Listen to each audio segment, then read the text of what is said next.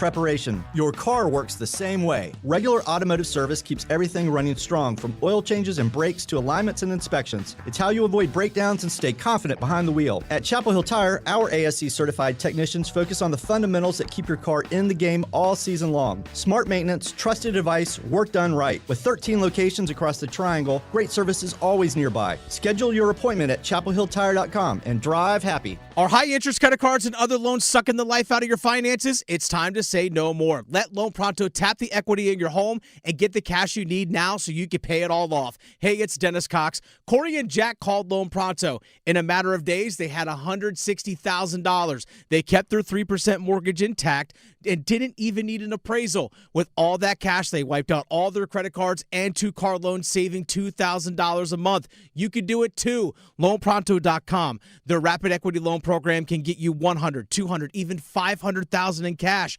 Chloe and Ethan just did it. Consolidated all their high interest debt into one super low monthly payment, giving them an extra $1,000 a month. Imagine, pay off all the credit cards, slash your monthly payments, breathe easier, get your life back.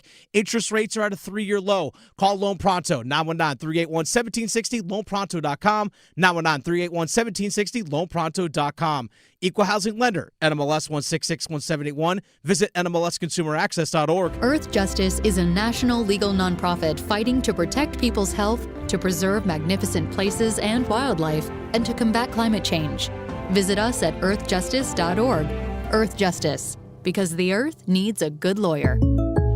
Having insurance isn't the same as having State Farm. It's like needing a lawyer, but getting some guy who just watches courtroom dramas. How does the defendant plead? Guilty. Wait, what? Also, objection. You object to what? Erroneous. Counsel, approach the bench. Hey, can I get a whack at the gavel? You wouldn't settle for just any lawyer, so don't settle for just any insurance. Get the real deal with State Farm. Like a good neighbor, State Farm is there. I'm attorney Brian Ritchie. Big truck accidents can cause life-changing injuries, and life-changing injuries deserve life-changing money. I know big truck wrecks, and I know how to fight those big insurance companies. If you've been hurt by a big truck, contact us at ritchielaw.com. I'm on top of it.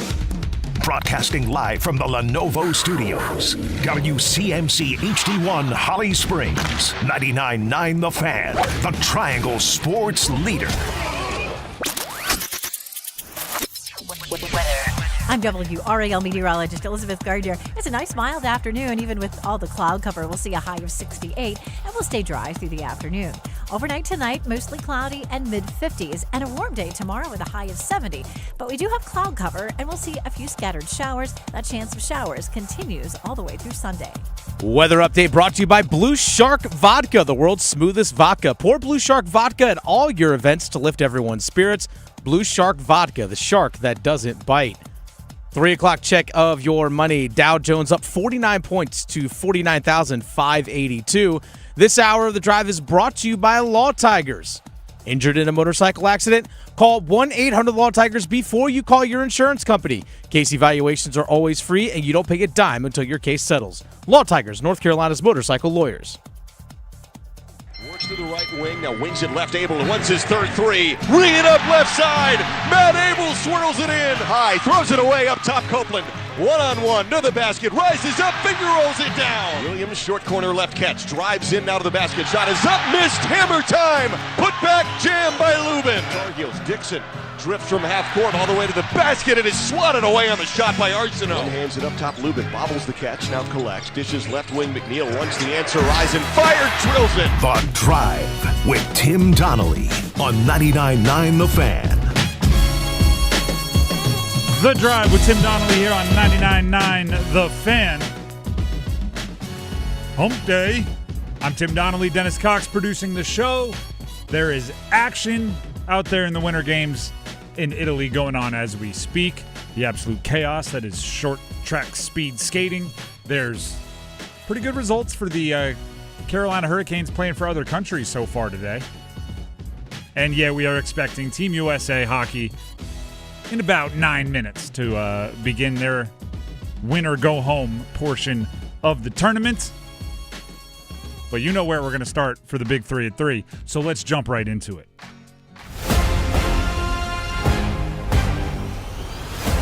Number 1. The Olympics are great, but there's something about rivalry college basketball that I just love as much as anything in sports. NC State smoked Carolina last night. It was a pretty obvious beatdown, 82-58 the final score. It was at the Lenovo Center. State was home. They are not playing again in the regular season this year. Thanks, ACC. One of the dumbest decisions I can think of in a while. They might play again in the ACC tournament or the NCAA tournament. We'll have to see. This is a game that neither team wants to have context, right? Neither team wants – when I say neither team, neither fan base wants to have context talking about this game, right? State just wants to yell, "We beat you by a billion. We beat you up." UNC wants to go, "That game doesn't count. Our two best players were hurt."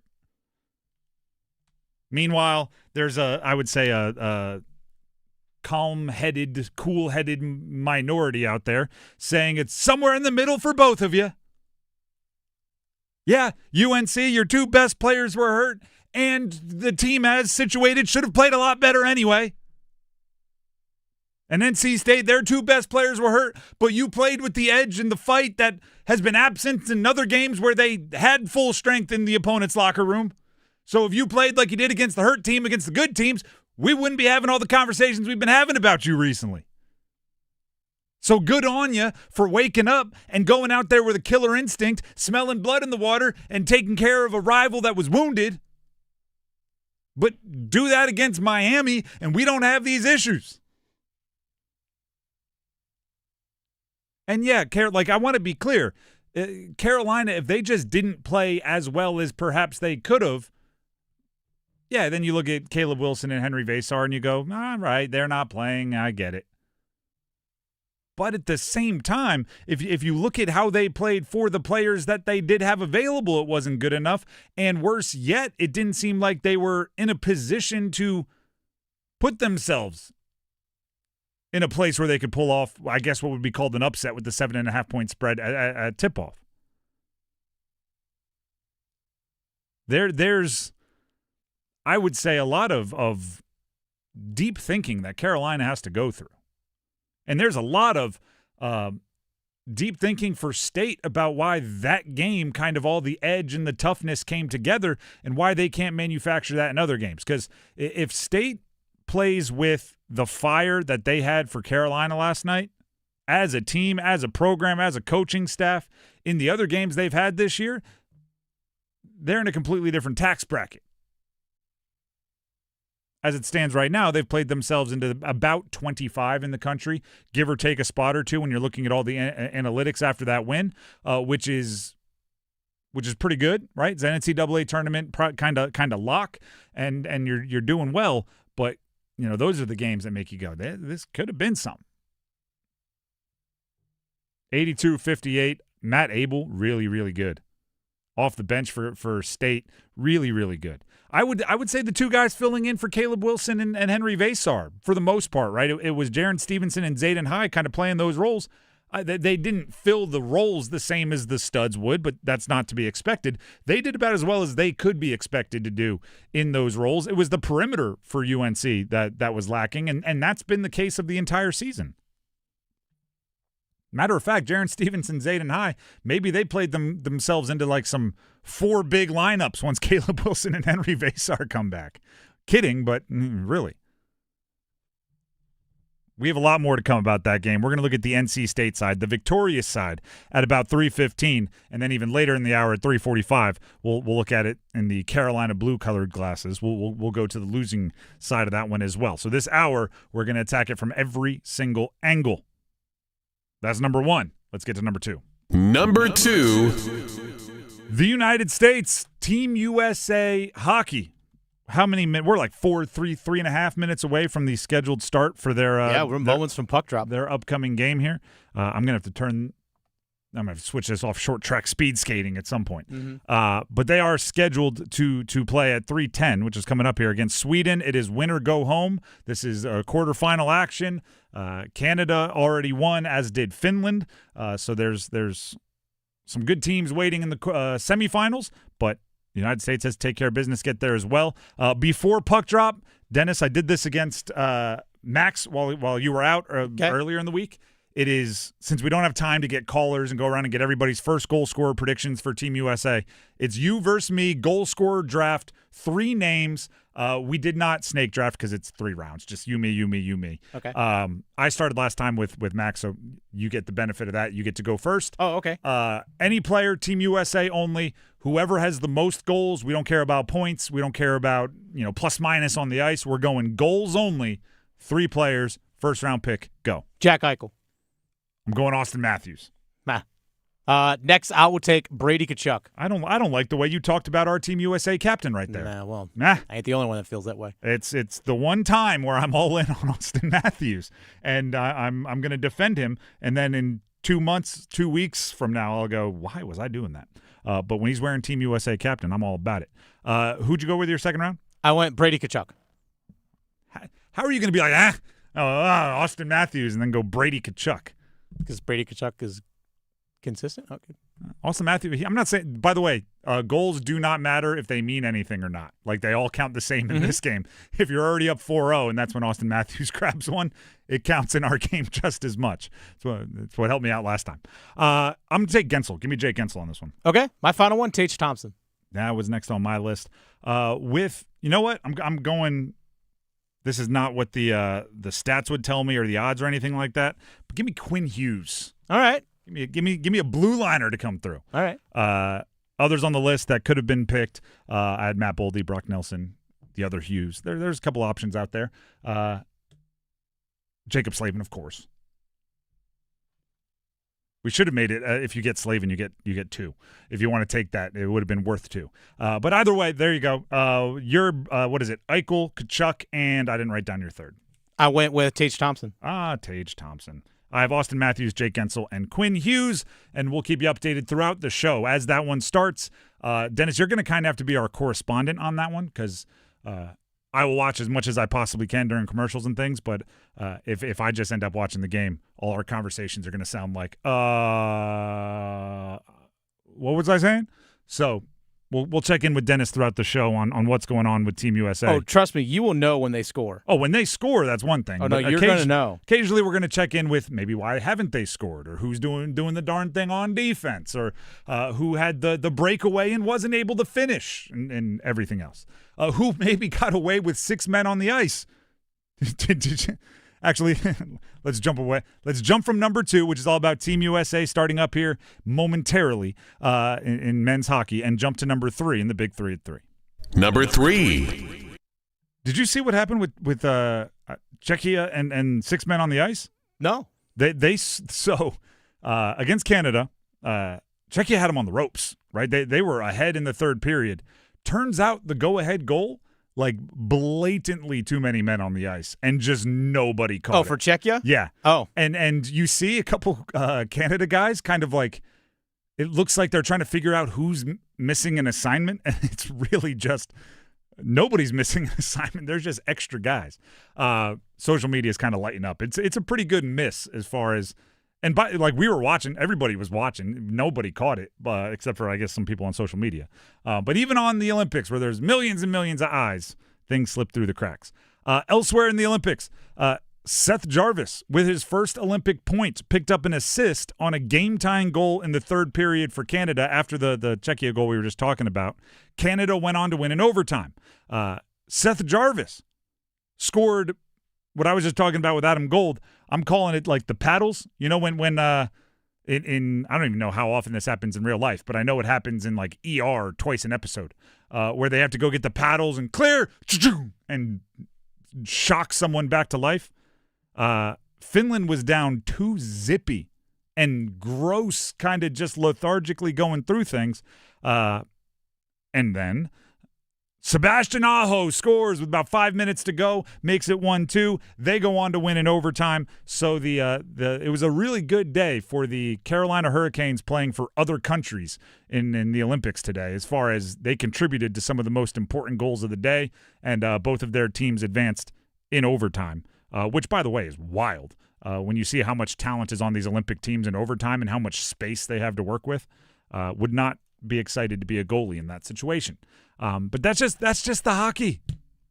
That's why I talk about how ridiculous it is that Some of these other sports, you can get like 9 golds, 9 medals for, the same sport, just a little bit different. And then you look at how much goes into a hockey gold and you get 1 for a country, and it's just absolutely ridiculous.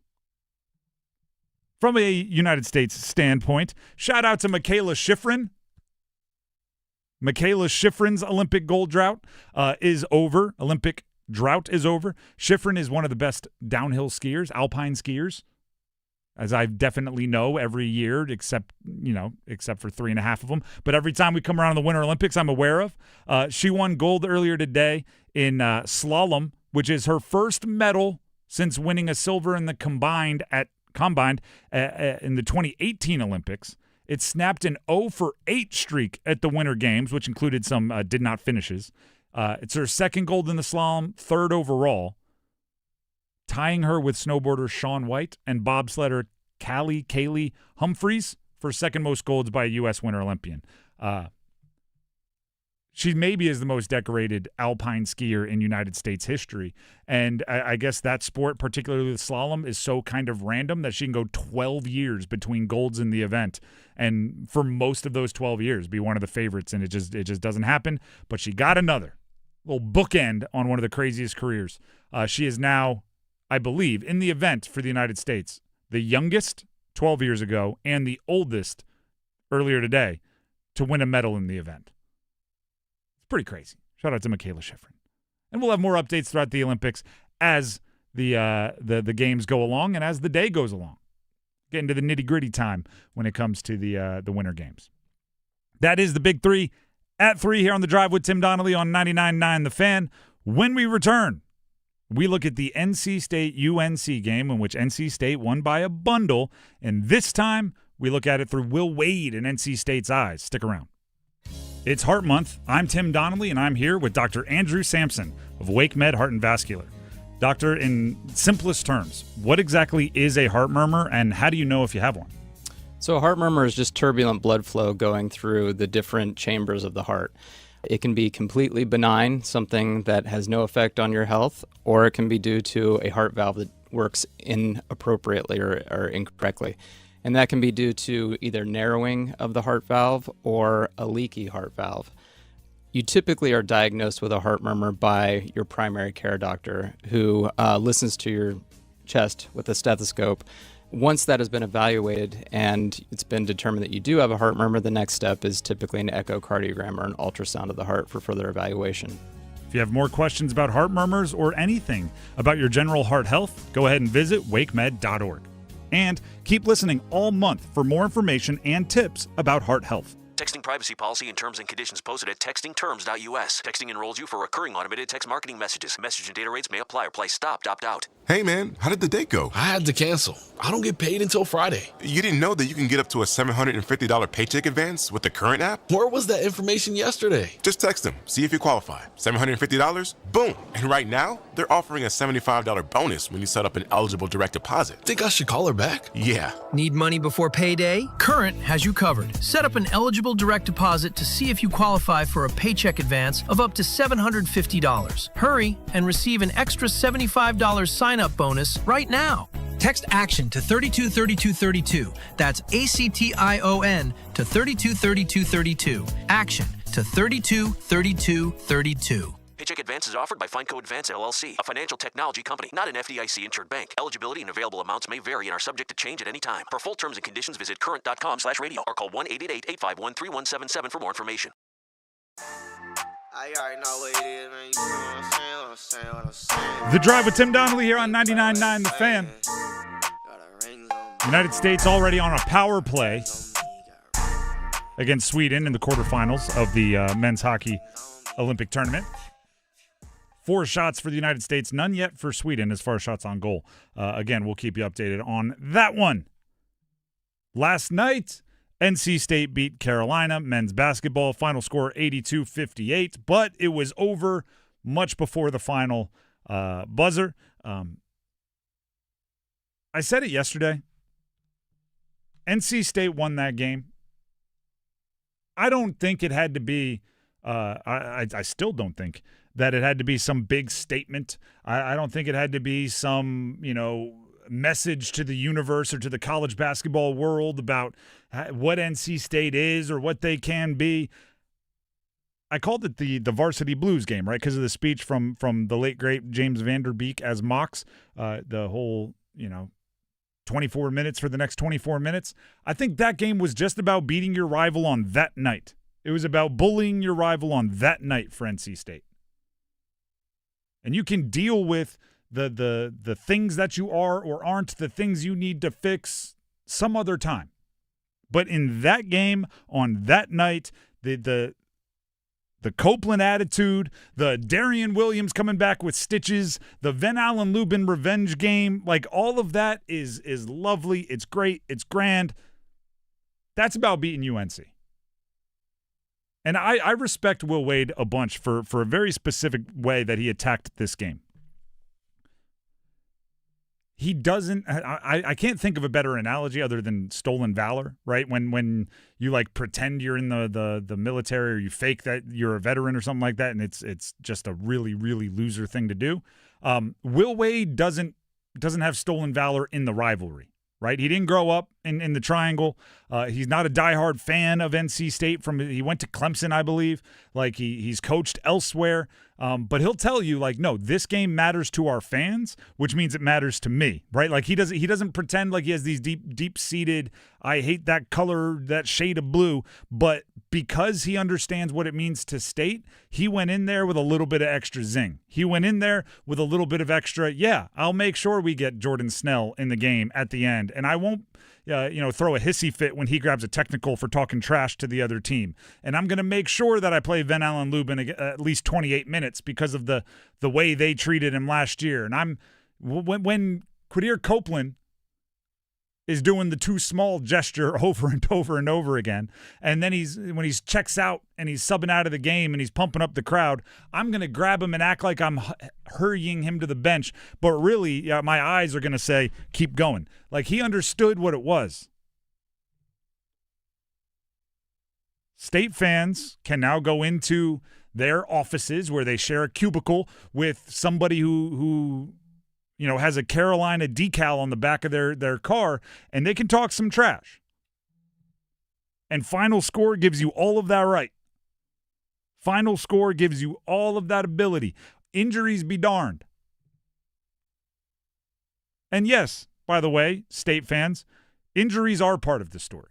I hate that injuries are part of the story. And you're going to hear me say that more today, probably than any day I've hosted this show. I hate when injuries are a major part of any game, any story, any narrative, any career. I hope State fans also wish that Caleb Wilson and Henry Vasar were out there, because you want to beat a team at the top of their abilities, right? That's what competitors want. But NC State should get some credit because they acted as you should. They played as you should when another team is wounded. By the way, you can go check out Pack Therapy, the podcast, available everywhere podcasts can be found. Myself, Max Gorin, we put out an episode earlier today. I made this analogy. Like, athletics share a lot of similarities with, like, the animal kingdom, right? And if there's a wounded gazelle, you don't see lions go, oh, I won't thrash them as much, right? I won't run as fast to catch them. I won't be as brutal because, they're limping. No, that's food, right? Don't play with your food. Go eat it. And NC State did that. They did what you should do against a rival that doesn't have their two best players. That is commendable. So I give them a lot of credit. Injuries be darned. I think they did what they were supposed to do last night, and the win was a valuable one. If you look at what it does to you in the advanced analytics, in KenPom, they jumped 8 spots to number 23, just off of that one win. In Torvik, which is another analytic, they jumped 7 spots to number 23.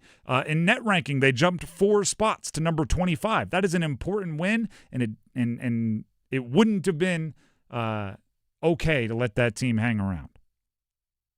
With that being said, let's hear from Will Wade himself. He talked after the game about needing a win, needing that win in the worst way. They're a great team. They're obviously down, 2 potential, one lock first-round pick and another, top 3 or 4 pick, and then another potential first round picks. I mean, they were down some bodies, but they're down those bodies against Pittsburgh and played really, really well. And gives other guys opportunities. Aiden High's really come on. He's been playing well, but I mean, Charlie, we just needed to win. Coming off of what we went through on Saturday, I mean, we just need to find a way to win. And I do think it helped that it was North Carolina. I'm glad it was North Carolina and not, I won't say another team, but not somebody that our guys wouldn't be as maybe as excited to play. So I do think that helped us. They did need the win, and they got the win. I'm not sure it ended up being just win by any means necessary. Once they kind of got it under control and it was obvious Carolina wasn't going to hit threes and was going to keep taking them, I think then they got into the style points portion of the show, and they earned quite a few style points. What I'll disagree with, or what I'll just raise one antenna, like one perhaps alert there, is you shouldn't need it to be Carolina after those 2 losses. I'm glad it was Carolina because our guys were extra locked in or whatever he said. After the loss to Louisville, followed up by the loss to Miami, you should have been able to put like their family members on the opposing sideline for this game, and they showed up with a killer instinct. Like those 2 losses should have been all the motivation you need. And you hope that the lesson is that they played much better in this one. I don't think they're like a wholly different team than they have been in the last couple of games, right? I don't think they're more talented. I don't think they did anything schematically a ton different. The difference between them against Miami and them against Carolina was the attitude that they showed up with. Show up with that attitude for the next couple of games, you'll boost that seed as a decent amount. You'll have a chance at being one of the top 4 teams in the ACC tournament and getting that double bye. Like, that's what you have to go chase. Will Wade talked about the team playing with more toughness. This is from the post-game presser. Yeah, I thought we played with more of an edge today. I thought our guys were locked in and ready to go. I felt that the last couple of days. We had a couple of good days of prep. So, guys got off the mat, and we talk about you always got to do your best work in tough circumstances, and our guys certainly did that. I thought we played with way more kind of bite to us today.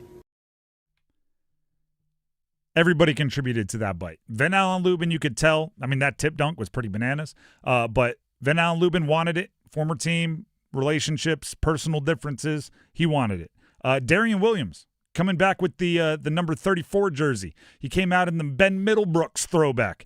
The blood leaking quite a bit. The stitches. That's a good Rocky moment, right? Like, help me, Mick, I'm going back out. Like, that's a good get the crowd into it moment. Tough guy, right? Even though he has some smiles on his face sometimes, tough guy. Matt Abel off the bench. Energy immediately. Ridiculous athleticism. And then Copeland, I mean, like a rivalry game feels like he's always on rivalry game, even in other games. So it's like everybody else is ramping up to a different style of edge in a rivalry game, but he's like doing that against Boston College. So he's more comfortable in it. He's just built for those games. He's flexing, the too small, the pumping up the crowd. I'm sure he was talking crazy.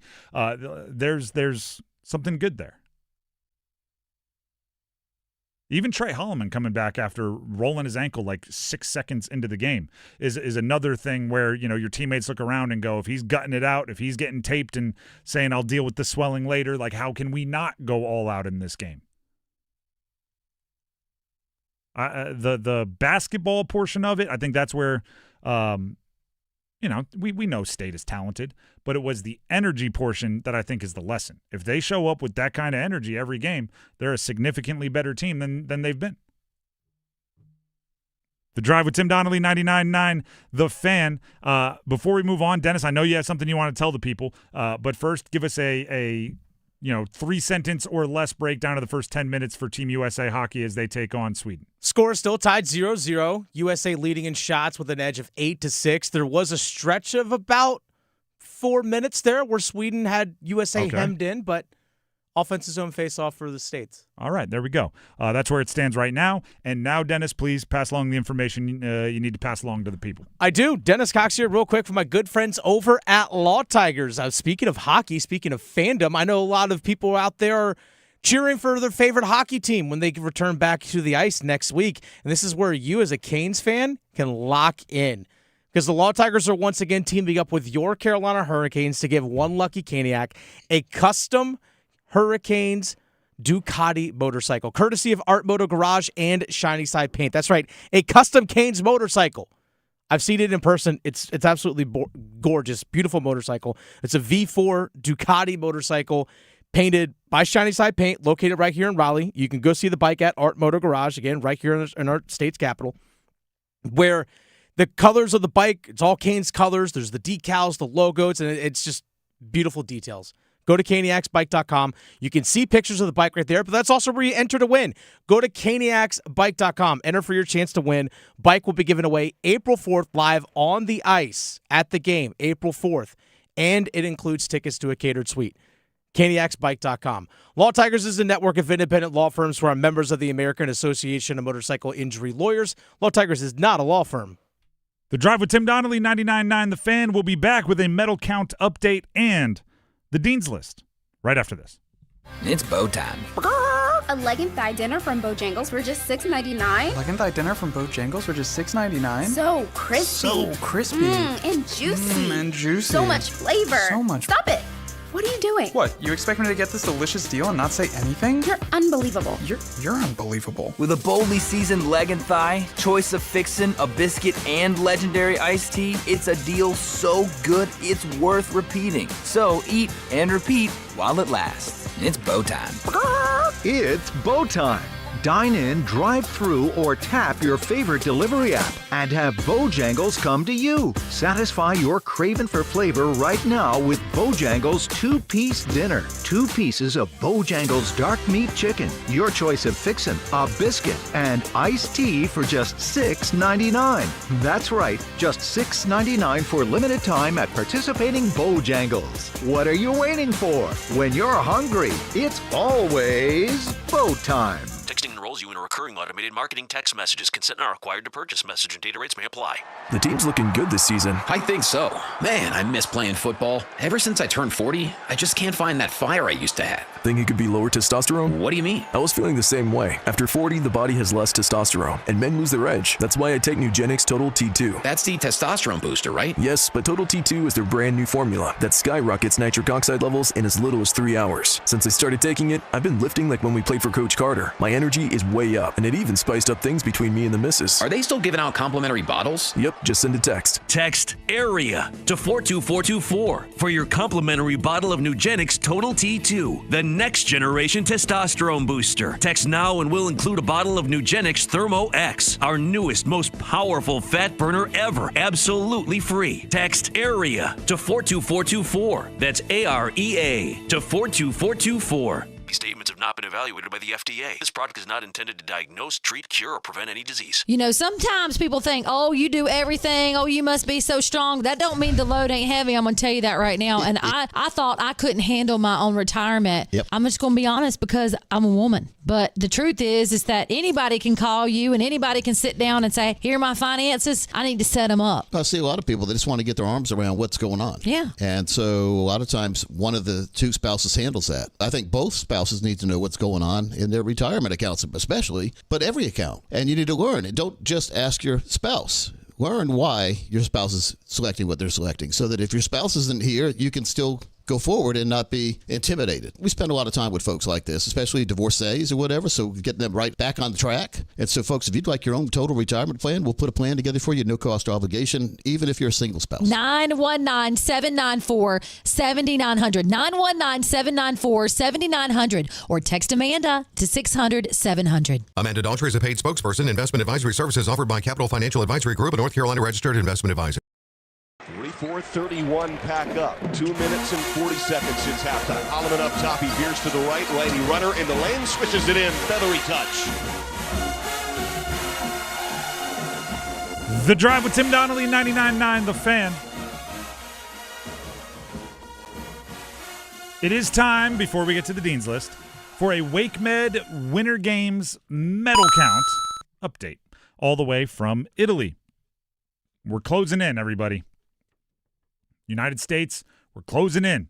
You can hear our footsteps, Italy, in second place in total medals. Norway is in first. They have 33 total medals. They've put some distance between them and everybody else. Italy is in second in total medals with 25. United States has closed the gap. We are third in total medals, and that is, oh, man, Italy just got one. I updated this 2 seconds ago. Oh, come on. Italy's up to 26. We have 24. We were one goal behind, or one total medal behind. Now we're back to 2 total medals behind. That literally happened within the last 7 minutes, I would say. Goodness gracious. Let me try this one more time. Yeah, darn it. All right, well, in gold medals, we are still in third. Norway 15, Italy 9, and we are in solo third with 7. However, France, Sweden, Netherlands all tied for fourth, just 1 gold medal behind us with 6. And yes, in another weird statistical anomaly, the United States continues to dominate in silver medals. We have 11 silver medals. No one else, including Norway, has more than 8. So that's where a lot of our total medals are coming from. And that has been a Wake Med Winter Games medal count update from Italy. Nothing crazy to report on the hockey game going on right now between U.S. and Sweden. So we will continue to plow forward with our regularly scheduled programming on the show. At this time, we get to the Dean's List.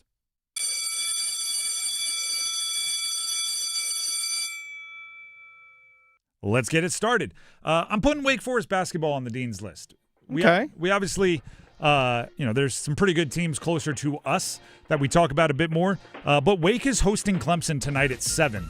Riding a 2-game win streak. This could be a real big win for Wake. Clemson is leaking oil a little bit. They've gotten up pretty comfortably into the teens as far as most rankings.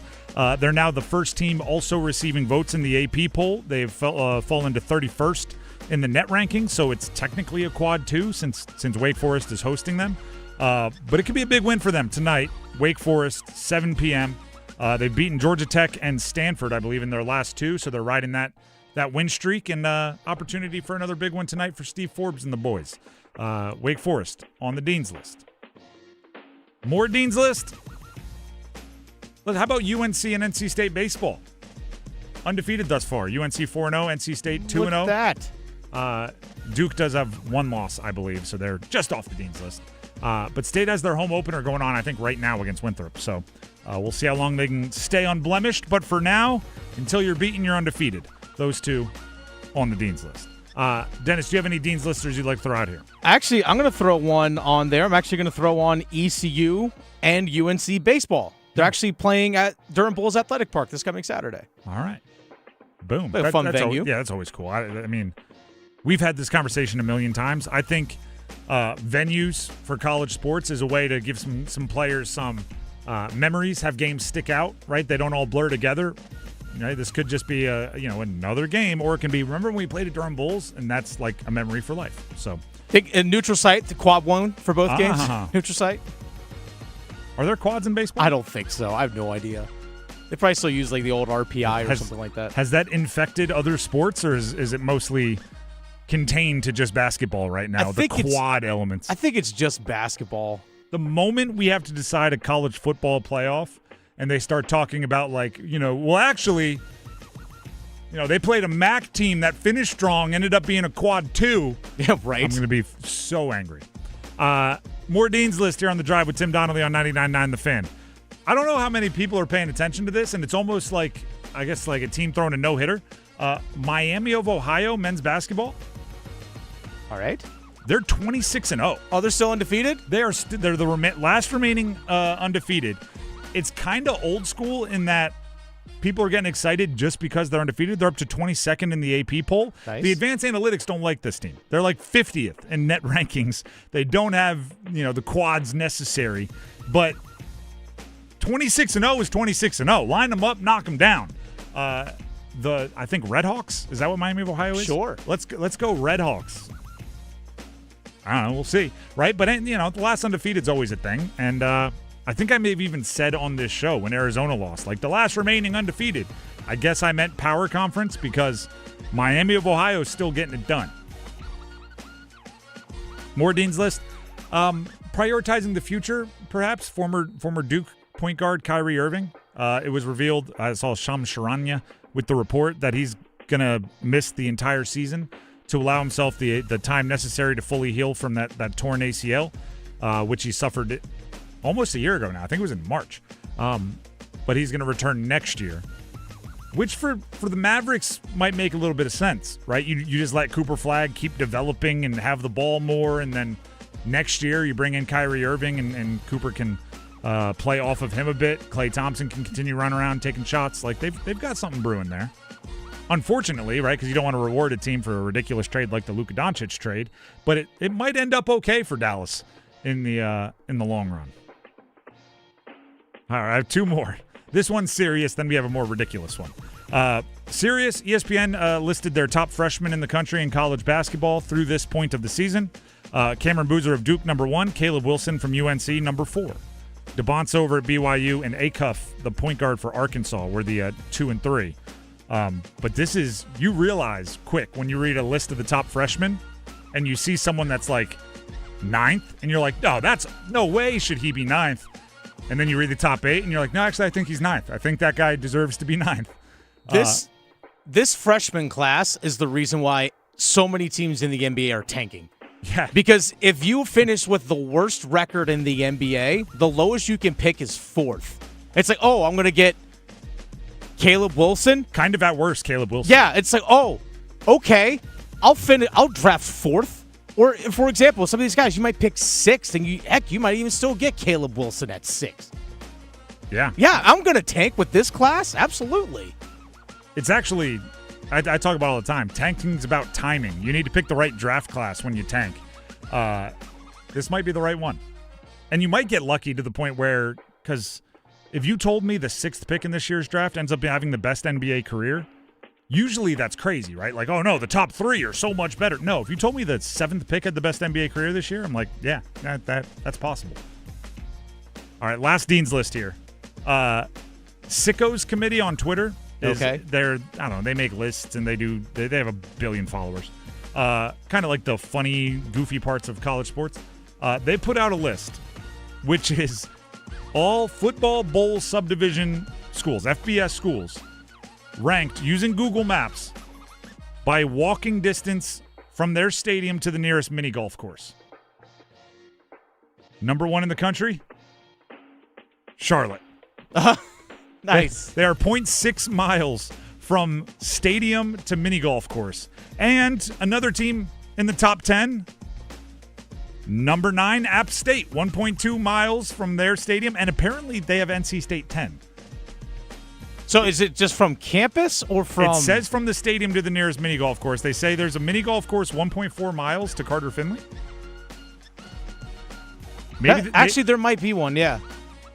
1.4 miles. I'm just saying, 3 of the top 10 in the country are in the state of North Carolina. So if there's 2 things we take seriously, it's college sports and mini golf. Oh, I think there might be. Oh, yeah, there's a place called Puttery over there by Drive Shack, which is right there by Carter Finley. There you go. So Charlotte, App State, and NC State, 3 different parts of the state, all within 1.5 miles from football stadium to mini golf course. Does that mean anything? Probably not. Nope. But I thought it was interesting, so I wanted to pass it along. Look at us. We have our priorities straight here. Yeah. Are the Olympics going on? Yes. Is there college basketball in mid-swing? Absolutely. How far from stadium to mini golf course? Let's make sure we get that on the show. And that'll do it for the Dean's List here on The Drive with Tim Donnelly on 99.9 The Fan. Priorities here, people.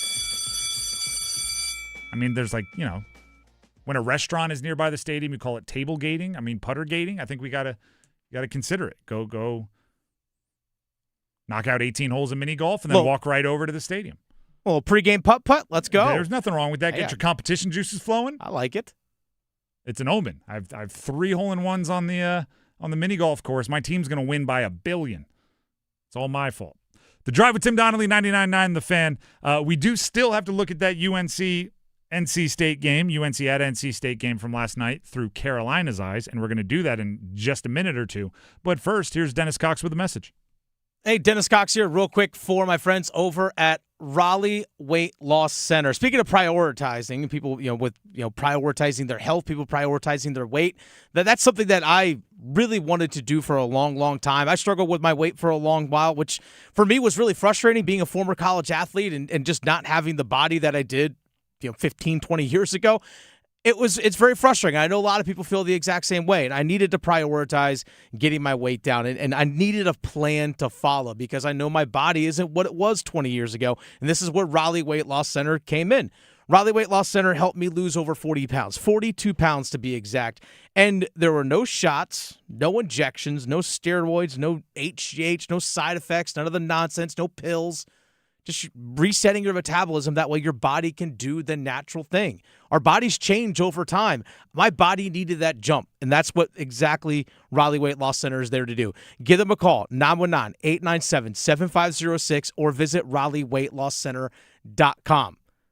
They've helped thousands of people, including myself. I am living, breathing, walking proof that it works. They've helped thousands of people like myself lose anywhere between 10 to 20% of their body weight. I lost over 15% of my body weight thanks to Raleigh Weight Loss Center, and I've maintained the weight that I've lost.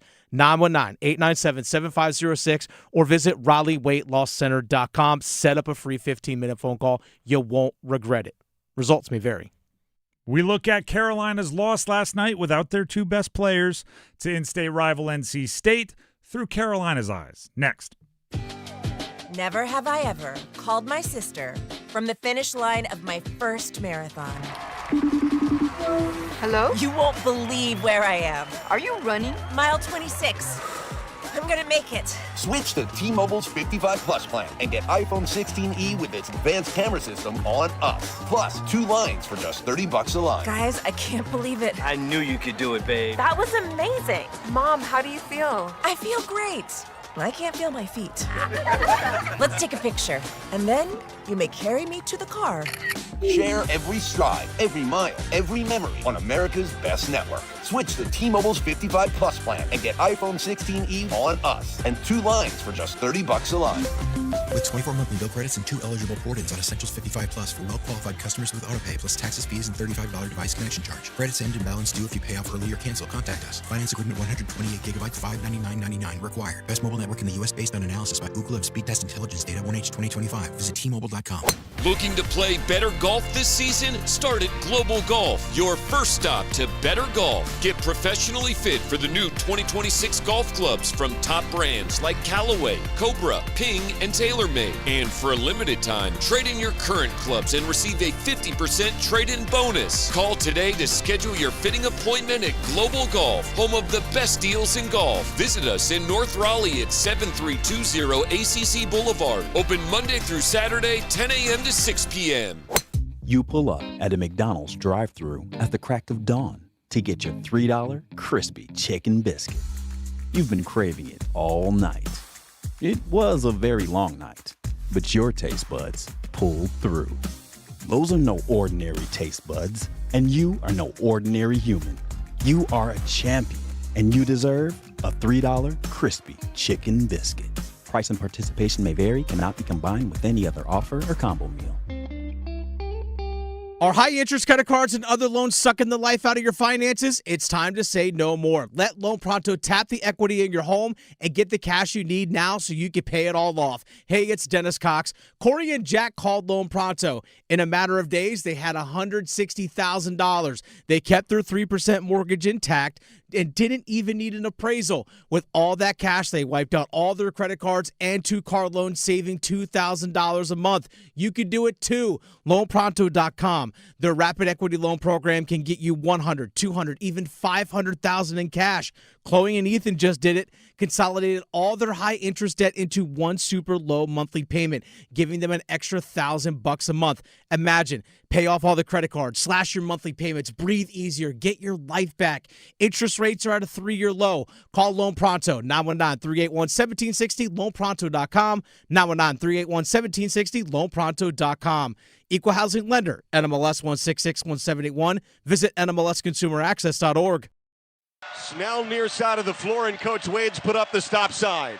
What a win tonight for NC State over the Tar Heels. Snell lets a 3-pointer fly, little short, and that will do it.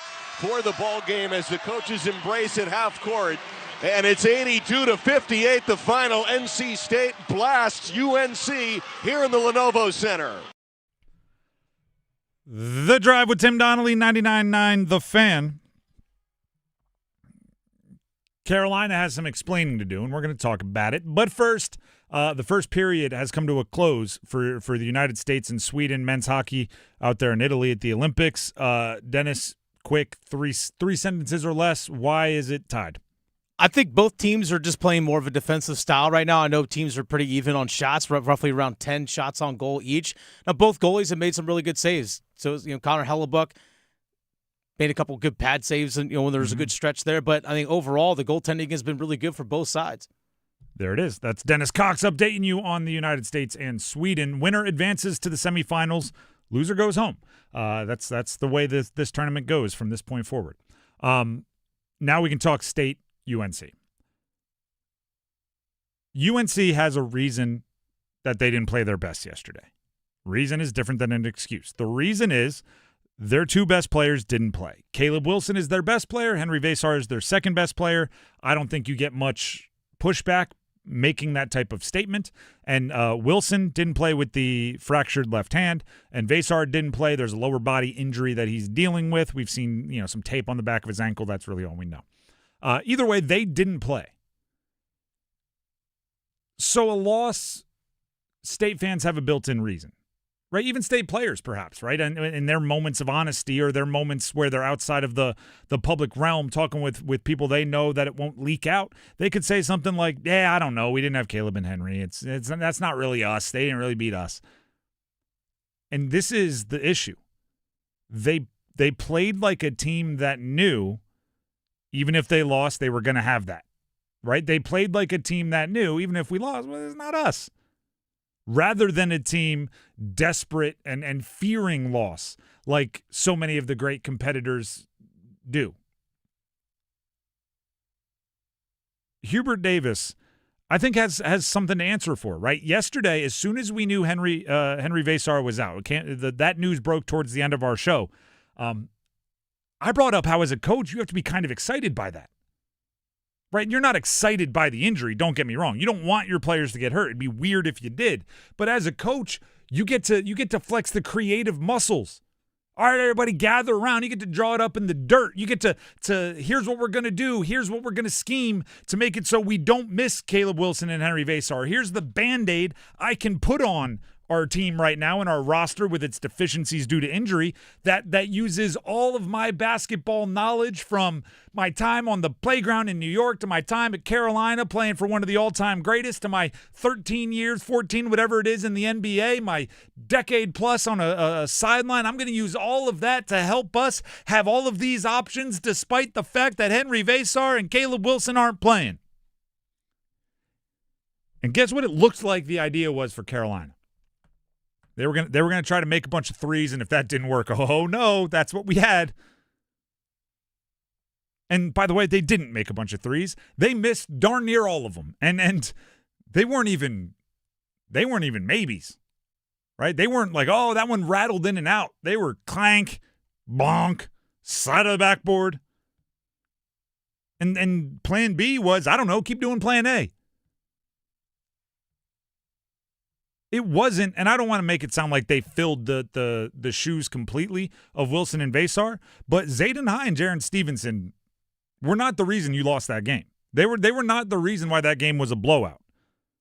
13-10 and 13-9 both shot efficiently, both got to the free throw line, right? They weren't 100% clean, right? I'm not saying that they were, the best big men in the country, but they did as much as you can expect those guys stepping into those roles to do. It was the same thing that held back UNC all year that held them back in this one, and it's the perimeter.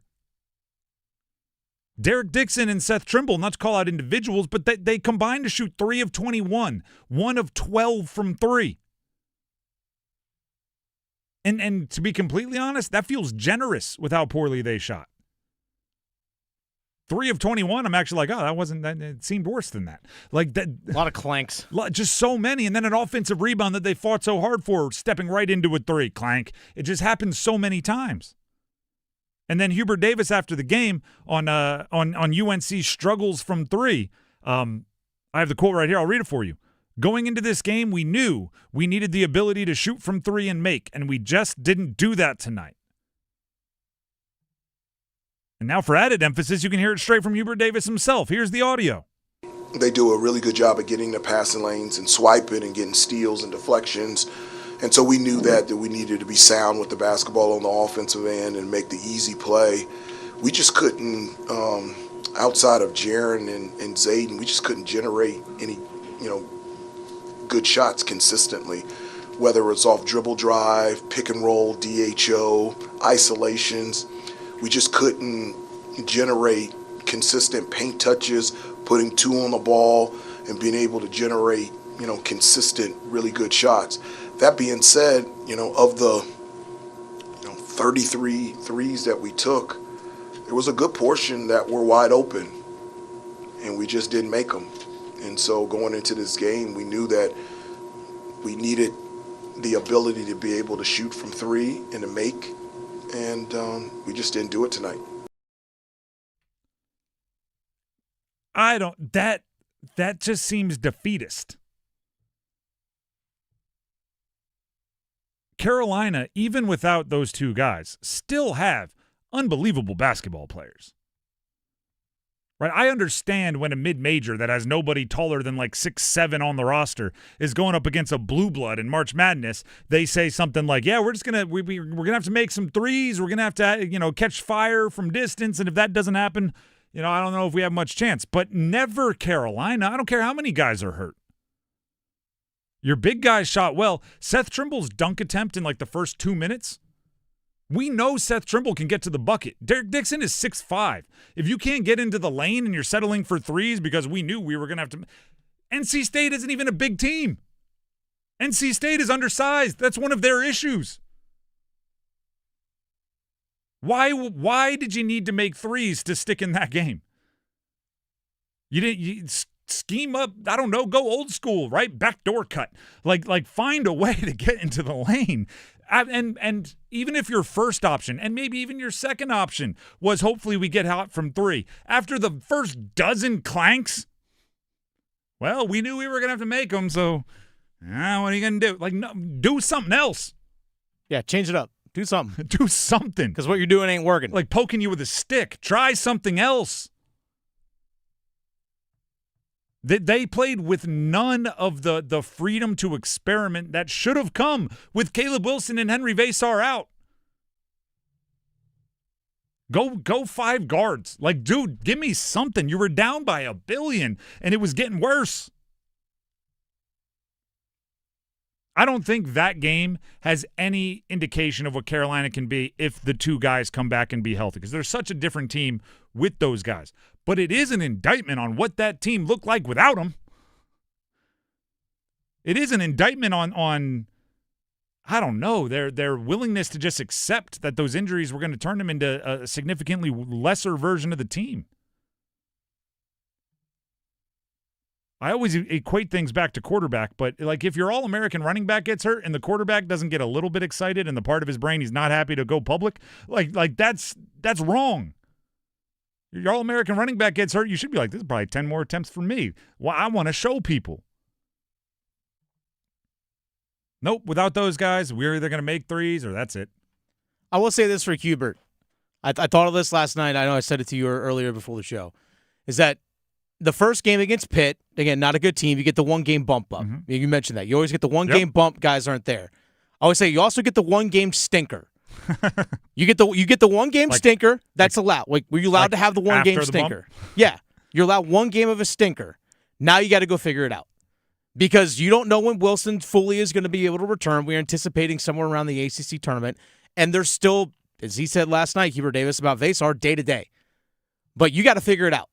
You got the one-game bump. Now you get the one-game stinker. Now there's no more excuses. Yeah, kind of like a sideways S curve. Yeah. You go up, and then you down, and then you're back up. Yeah. I'll have to pay attention to it, right? I've talked about the one-game bump for years. I'll start seeing if the one-game bump is followed up by a little dipsy. But there was just so much about that game that It felt similar to the UNC game at Miami after the Duke game, where it felt like a hangover. And it's just that shouldn't happen ever, let alone twice in a month. You know what I mean? Absolutely brutal. The Drive with Tim Donnelly, 99.9 The Fan. We have football at 4 coming up next, and we will keep you updated on what's going on over there in Italy with the men's hockey team as they start up the second period shortly. That's coming up next. Stick around. Get as loud as you can for Monster Jam! The one and only Monster Jam. Packed with stunts, smiles, and jaw-dropping skills. See the world's best drivers tear up the dirt in your favorite Monster Jam trucks, like Gravedigger, El Toro Loco, Sparkle Smash, and more. Only at Monster Jam. Coming to Lenovo Center this weekend. Brought to you by BKT Tires. Tickets on sale now at monsterjam.com. The Chase Ink Business Premier Card is made for people who make things happen, like me. I'm Sam, founder and CEO of Manifest, a product design company that makes everyday products designed smarter. I get 2.5% cash back on purchases of $5,000 or more, plus unlimited 2% cash back on all other purchases, which helps us make more smart ideas into a brilliant reality. The Ink Business Premier Card. Chase for business. Make more of what's yours. Real business owner compensated for their participation. Cards issued by JP Morgan Chase Bank, N.A. member FDIC, subject to credit approval. Terms apply. Hey, it's Adam Gold from my friends at FanDuel, America's #1 sports book. And you know what we have just handed you from FanDuel? A tool that makes every college hoops parlay worth even more. It's the Boost Builder. Oh my gosh. Here's what it is. You get a Boost Builder to use on any 2 or more leg college basketball parlay. So you can start building your combination now. Add 1 leg, add another, because every leg you add increases your boost all the way up to 105%. That's right. Just open your FanDuel app. There is no better app. Choose your college hoops markets and have at it. FanDuel.com/local. FanDuel.com/local. 21 and over and present in North Carolina. Opt-in required. Minimum 2-leg parlay required. Bonuses issued as non-withdrawable Boost Builder tokens. Restrictions apply, including any token expiration and maximum wager amounts. See terms at sportsbook.fanduel.com. Gambling problem? Call 877-718-5543 or visit morethanagame.nc.gov. I'm attorney Brian Ritchie. Workers' comp can be tricky, but my law firm will be on top of all the complicated paperwork and sneaky deadlines so that all of your I's are dotted and T's are crossed. If you've been hurt on the job, I'm on top of it. Contact us at ritchielaw.com. Broadcasting live from the Lenovo Studios. WCMC HD1 Holly Springs. 99.9 The Fan. The Triangle Sports Leader. I'm WRAL meteorologist Elizabeth Gardner. Nice and warm out there this afternoon. High temperatures in the upper 60s, mostly cloudy skies, but today stays dry. Overnight low, warm again with a low of 55, and then tomorrow's mostly cloudy with a high of 70. However, we do have the chance of some isolated showers, and that chance of rain lingers through the weekend. Weather update brought to you by Blue Shark Vodka, the world's smoothest vodka. Pour Blue Shark Vodka at all your events to lift everyone's spirits. Blue Shark Vodka, the shark that doesn't bite. 4 o'clock check of your money. Dow Jones at the closing bell up 127 points to 49,650.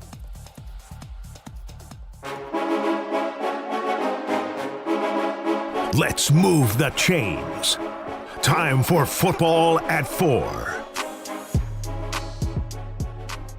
The Drive with Tim Donnelly, 99.9 The Fan. It is time for football at 4.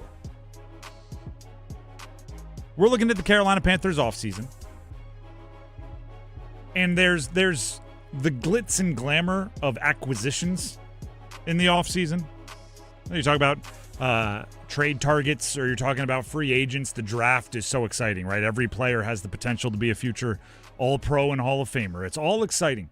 But a big part of the offseason is also maybe more aptly described as salvaging, right? Looking at what you have on your roster and seeing, is there a way we could get value out of this? Is now the time to cut bait and move on? Is now the time to double down and give them more opportunity? And Carolina has a really interesting logic puzzle.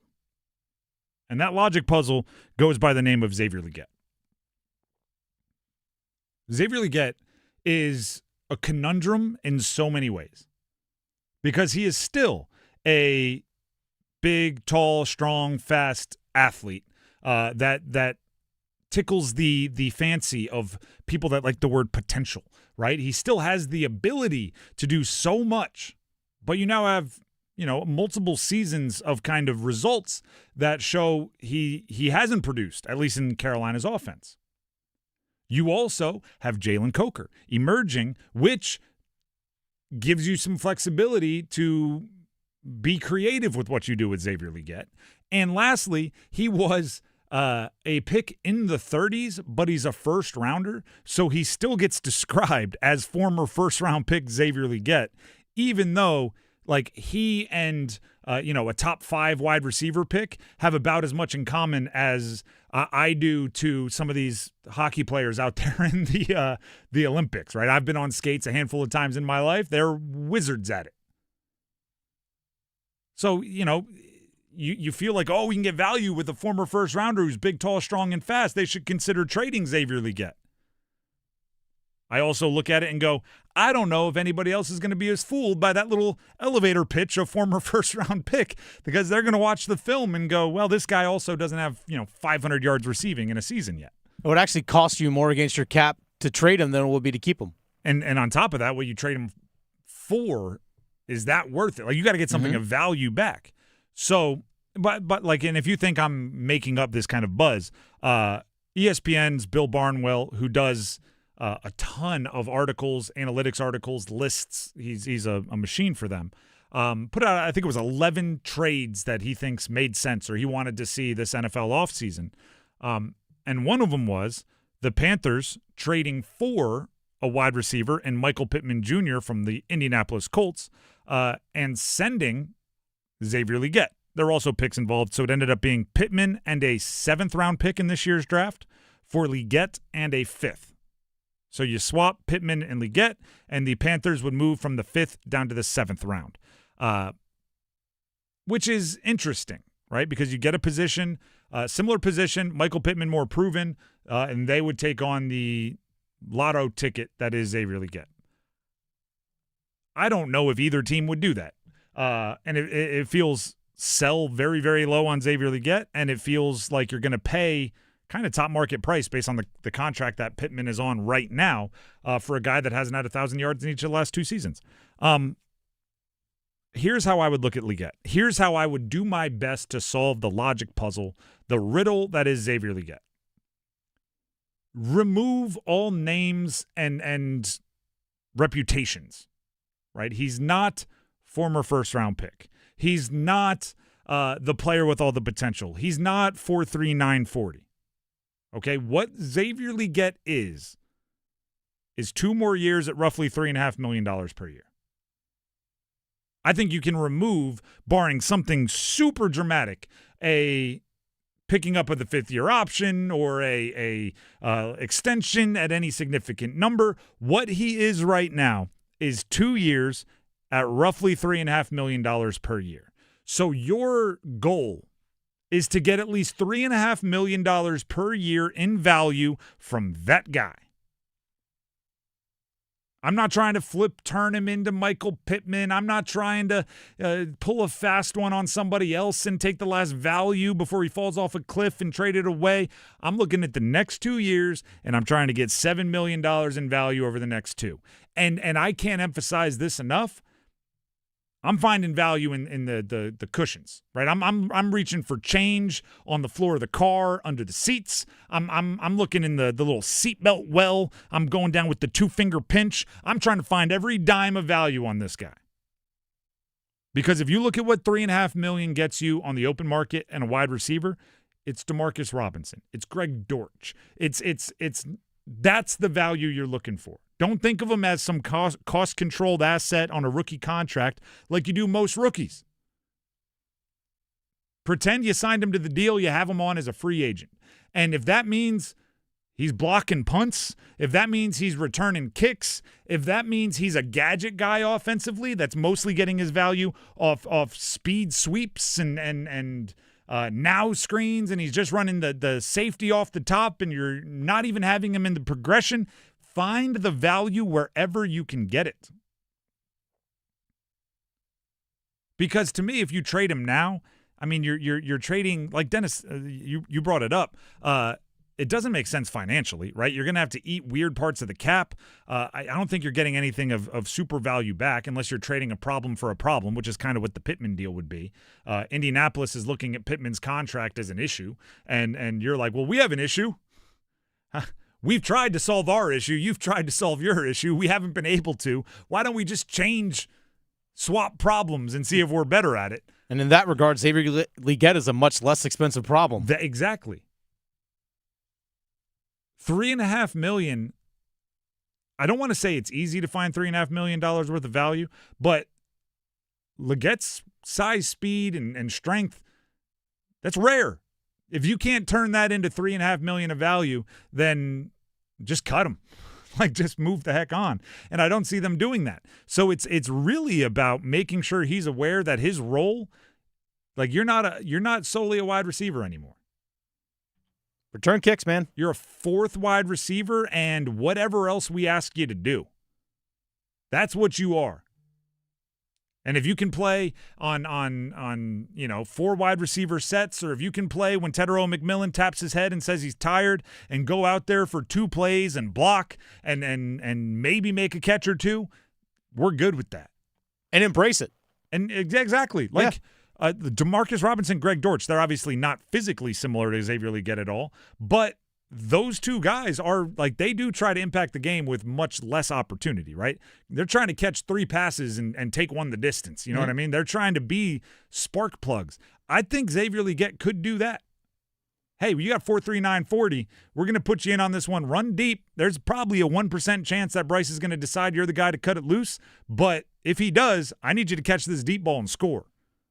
I saw you make that 36-yard touchdown catch against at Atlanta on just a go route down the left sideline. Just be that threat once or twice a game. Part of the issue is we haven't seen those big plays enough from you, but maybe it's because we're asking you to try to figure out the intermediate stuff also. Like, we're gonna give you a package in the playbook. I always think of Darius Hayward-Bay, who's a seventh overall pick by the Raiders, who was blazing fast out of Maryland, and that's the reason why he got drafted as high as he did. But realizing from a receiving standpoint, just really wasn't getting it done. And then he turned into a special teamer, gunner on kicks and things along those lines, and also was just the 4th wide receiver and as a deep threat that might catch a deep pass every once in a while. And he had a long career as a result of it because he found a way to revamp himself as opposed to trying to be, hey, I was a top 10 pick wide receiver. And there's a lot of guys that start their career with a ton of hopes and dreams and end up playing 12 years as, more of a role player. There's nothing wrong with that. Keeps you employed. As long as everybody is aware of what your goal is, right? I can't put you on kickoff coverage, which your skill set might say is great, but I can't put you on kickoff coverage if you haven't prepared to tackle somebody. Right, I can't put you at returning kicks if you haven't been fielding kicks on the jugs machine all off season. There has to be a agreement that the plan when you showed up was for you to be our number 2 wide receiver for the next 10 years. Hasn't happened. Maybe there's some percentage chance that it will, but you're going to have to do some of that on your own time because what we're going to ask you to do is a little different. There's no get-out-of-jail-free card on a bad first-round pick, which is what I think a lot of people look for, right? They look for that, here's the trade in the draft that's going to – we're going to get it all back. We're going to get another shot at it. Or we're going to get this player, that player. The value on Xavier Legette has not gone up since you drafted him, right? So if somebody is willing to accept him as the main part of a trade, they feel like they're escaping what they have just as much as you feel you're escaping what you have. It's not a secret. There's this list that goes around every year, and it's partially because I'm an NFL draft nerd, but it just has a list of 30 receivers that had under 500 receiving yards their rookie year, and it is just and it's like first round picks I think that are under 500 yards their rookie year. It is a who's who of these are all misses, and it's. I'm not saying it's foolproof. Like, it's not like there's nobody that could ever have 300 yards as a rookie and then go on to have a bunch of 1,000-yard seasons, but the odds are stacked against you in a big way. And acknowledging that and moving accordingly gets you out of that logic puzzle, right? The riddle is, how do you turn him into a number 2 wide receiver? The answer might be, why are you trying to still turn him into a number 2 wide receiver? Right? Any riddle, the answer is always kind of not what you think it is, right? Grapes don't grow on a tree, they grow on a vine, right? It's always something a little thinking different. He's not a number 2 wide receiver. He's a Pro Bowl special teamer. Like, it's that different thought that could get you the value. Which, by the way, we looked it up yesterday because of J.J. Jansen getting his year extension, year 18, as a long snapper for the Panthers. I think I saw the Cowboys are paying their long snapper like $3.1 million. You can't get $400,000 more value per year for Xavier Legette than the Cowboys are getting out of their long snapper? Lower expectations might be the way to be excited. The Drive with Tim Donnelly, 99.9 The Fan. We have blind rankings coming up. We have Hurricanes and Cons looking at the long-term status of the Carolina Hurricanes roster, as they are practicing, by the way, getting ready again for the startup after the Olympic break. And we'll keep you updated on USA men's hockey taking on Sweden currently in a winner advances, loser goes home game from Italy. That and more coming up. The world's best athletes in Italy are going for the gold, and 99.9 The Fan will help you follow them for all 16 days of the Winter Games through February 22nd. Listen for all the action from across the Atlantic. Check in often for event finals from Italy and the updated medal count as the USA takes on the world. Updates from the Winter Games on 99.9 The Fan are presented by WakeMed. 5 seconds left in the game. Do you believe in miracles? Yes! It is Heart Health Month, and I'm here with Bethany Usowitz. She is from WakeMed Cardiac Rehab, where she is an exercise physiologist. She's here to answer some questions for us, like what is cardiac rehab and what does it all entail? Yeah, big question, cardiac rehab. It's rehabilitation. So typically post-cardiac event or post-surgery, people are going to come and learn how to exercise, how to return to their day-to-day lives. But how do we also educate on lifestyle changes so we can be preventative in the future? Dietitians, stress counselors, nurses, and exercise physiologists all work together to get your heart back healthy. When you say cardiac event, what does that mean? So a heart attack is typically a heart event that we're looking at, but also post-cardiac surgery. So someone doesn't have to have a heart attack to participate in cardiac rehab. For those questions and many more answers like it, please learn more at WakeMed Cardiac Rehab and visit wakemed.org.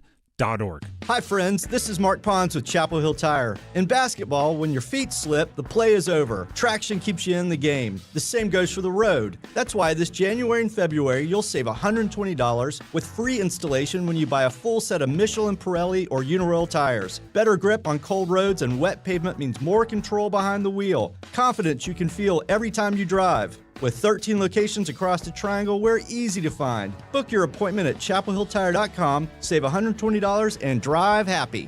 You know, sometimes people think, oh, you do everything. Oh, you must be so strong. That don't mean the load ain't heavy. I'm going to tell you that right now. And I thought I couldn't handle my own retirement. Yep. I'm just going to be honest because I'm a woman. But the truth is that anybody can call you and anybody can sit down and say, here are my finances. I need to set them up. I see a lot of people that just want to get their arms around what's going on. Yeah. And so a lot of times one of the two spouses handles that. I think both spouses need to know what's going on in their retirement accounts, especially, but every account. And you need to learn. And don't just ask your spouse. Learn why your spouse is selecting what they're selecting so that if your spouse isn't here, you can still go forward and not be intimidated. We spend a lot of time with folks like this, especially divorcees or whatever, so getting them right back on the track. And so, folks, if you'd like your own total retirement plan, we'll put a plan together for you, no cost or obligation, even if you're a single spouse. 919-794-7900. 919-794-7900. Or text Amanda to 600-700. Amanda Daughtry is a paid spokesperson. Investment advisory services offered by Capital Financial Advisory Group, a North Carolina registered investment advisor.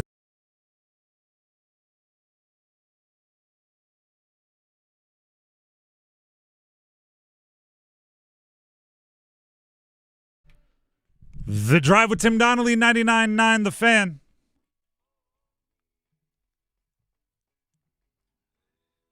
This could end up playing – I was going to say this doesn't impact the teams we cover locally here in college basketball, but it could end up impacting them down the stretch.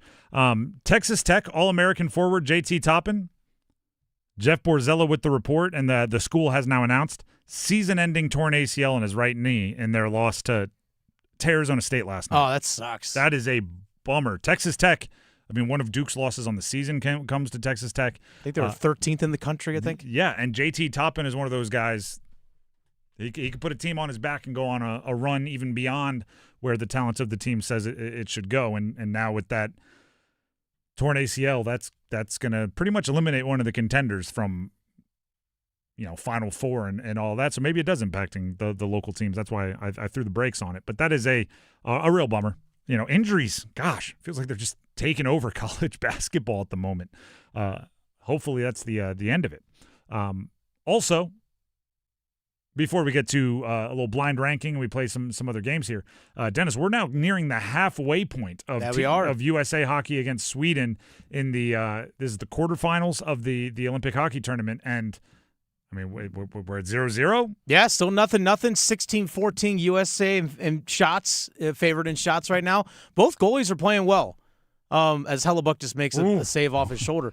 But Jacob Markstrom, okay, Sweden played yesterday. So Philip Gustafsson started yesterday. They're going Jacob Markstrom today in net. So I think it's just you're seeing a playoff grinding style of game. That's just what you're seeing. These are all NHL players. So you're just getting a playoff style hockey game, which is generally more low scoring. I think, in my eyes, if the United States can continue to just physically play heavy on Sweden, the fact that Sweden played yesterday, I think those tired legs might show up in the third period. We can hope so. Obviously, this is the most must-win of must-win situations. It is a one single elimination tournament from this point forward. So the intensity is only going to rise as the clock continues to tick away here in the second period. I didn't realize this, but Victor Hedman, the defenseman for Sweden, I guess got nicked up during warm-ups. So he's just sitting on the bench. Who's a Tampa Bay Lightning defenseman. So even more tired legs out there, probably playing some other guys some more minutes than you'd expect. So we'll see. We'll keep you updated throughout. If a Team United States goal is scored, you'll hear us go absolutely crazy. Trust me, you will know. But we'll keep you updated with any details as this one moves along. The Drive with Tim Donnelly, 99.9 The Fan. It is now time, and as the name would imply, I don't know where this is going to go. It is time for a game of blind rankings. All right, Tim, we're just less than 4 weeks away from Selection Sunday. Crazy. In college basketball. So I'm going to blind rank. I'm going to give you 5 ACC basketball teams. You're going to blind rank their chances of actually making it to the Final Four. Okay, Final Four chances. Yes, so talking legit Final Four chances. You're going to blind rank these 5 schools, 1 through 5. You don't know the 5 schools I'm going to give you. Let's go ahead and start things off right now with Louisville. Final Four. They're playing significantly better now than they were 2 weeks ago. I think they lost to SMU last night, though. Oh, did they? I didn't see that. I think it was 85-75. Oh, you're right. Actually, you're exactly right, and I did see it. Michael Brown Jr. had another big game, though. He had 20-something points. Still, I'm not even going to take back what I was kind of inaccurately saying there. I still think they're playing a lot better now than they were a month ago. A month ago, it felt kind of fool's goldish what they were, promised at the beginning of the year. But now they even lost. Like you can tell they're putting together some more complete performances. That being said, I don't see that type of kind of inconsistency and a few other things being Final Four worthy. Now, the hard part is the ACC is so darn big now. And I don't know which way Dennis is going to go with this. I'm trying to read his body language. If he wanted to throw me a bunch of the bottom feeders, this could feel foolish. I'll put him – I think he's giving me big dogs. I'm putting him 4. I think Dennis is giving me the big dogs. So the blind ranking of ACC basketball chances to making the Final Four. I gave you Louisville. You put them right at number 4. Next one, Clemson. I like Clemson less. Clemson is, I think, worse now than they were a month ago. I talked earlier today about how I think Wake Forest, it's like a winnable game hosting Clemson tonight. And Wake is, we'll call it bottom half of the ACC. Clemson, I'll put them 5. I think you're giving me the big dogs. I think you're giving me the top of the food chain ACC teams. But also, first of all, the ACC is stronger. These two teams, if they were as presently constructed 2 years ago, I'd be debating number 2 is where they might be sitting. But neither of them have a tremendous amount of big wins. And to make it to a Final Four, you're probably going to have to knock off 2 legit top-end, top contending teams, unless there's Cinderellas throughout there. So yeah, I guess I'm very high on the ACC this year because a couple of teams that are, firmly in the top 30, 35. Whoa! We gotta go! Let's go! Let's go! We gotta go! USA! USA! USA! USA! Dylan Larkin, baby. Dylan Let's go. Larkin. American hero.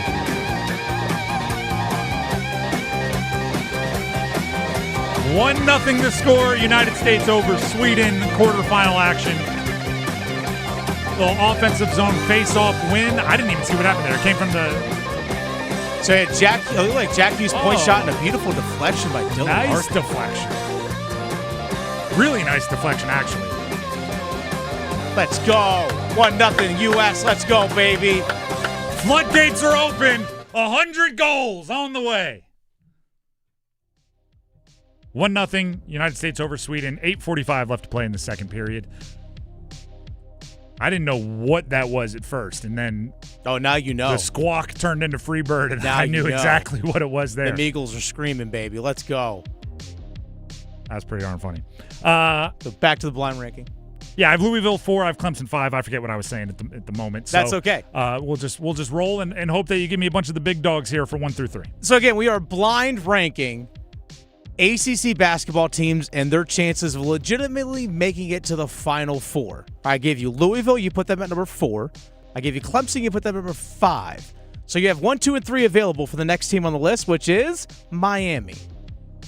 All right. Yeah, that's not exactly the big dog I was hoping for. But I will say this. Miami was not very good last year. And they're, 21 wins? Let me look it up. Something like that. 20. Brand new roster. Miami has 21. They're 21-5. That's really good. Props to Jay Lucas. Yeah. Props to Jay Lucas is an appropriate term there. I'll put them 3. I don't necessarily love that, but that might age well, right? It's right now, I don't know, but if Miami can, a couple of their recent wins feel more like insults to the team they were playing than compliments to Miami. But if they keep playing well, that can change, right? So this one might age well. I might have been forced into being more accurate than I wanted to be. Well, with the blind ranking nature, I'm put them number 3. Okay, so you have Louisville, you put at 4, you put Clemson at number 5, you gave you Miami, you put that number 3, so you only have 1 and 2 available. Big dogs on the way. Virginia. 2. I'm putting them 2. I like Virginia. I'm a big Ryan Odom fan. I do think they might be a little more built for regular season, win all the games you should win, rather than go win 6 in a row against really good teams. I think there might be a ceiling on Virginia, but you can't argue with 20-something wins, 5 quad 1 wins, just handling business game in and game out. I like Virginia a lot. They've been really good on the road, which always makes me feel good about a team in March. Neutral courts aren't the road, but they're not home either. So if you're good on the road, I kind of like that side of things. So I'm comfortable with Virginia at 2, and I'm still hunting for a couple big dogs here for number 1. Okay, so I gave you Louisville, you put them at number 4. I gave you Clemson, you put them at 5. I gave you Miami, you put them at 3. I gave you Virginia, you put them at 2. So the number 1 slot in our ACC blind ranking of schools that could make it to the Final Four this season, number 1 goes to NC State. All right, hey, I need Quadir Copeland to show the heck up, my guy. I need Darian Williams to play like he just got stitches in every game. Actually, you know what? If I have to make an argument, and I'm not acting like this is a make-a-wish for State. Like they're a talented roster. I could see a Final Four in their future. I don't know if their chances are as good as some other teams in the ACC. But do you know what is kind of an ace up their sleeve? Will Wade tend to makes it farther than you think in the NCAA tournament. True. He's been on some runs with some teams where you're like, I don't know if they're as good as how far they made it says they are. So if he can do that with State, you're getting to the second weekend, and then once you get there, anything can happen. You know what I mean? I think NC State, if you were to tell me that NC State is going to lose in the first round or the first weekend of the NCAA tournament, I go, yeah, I could see it. But if you were to sit there and tell me, hey, you know what, this team, if they're shooting well, if they're playing at their most intense or whatever it might be, that they're they're in the Elite Eight, I'll be like, more. Yeah, I could buy it. I 100% could buy either of those scenarios. I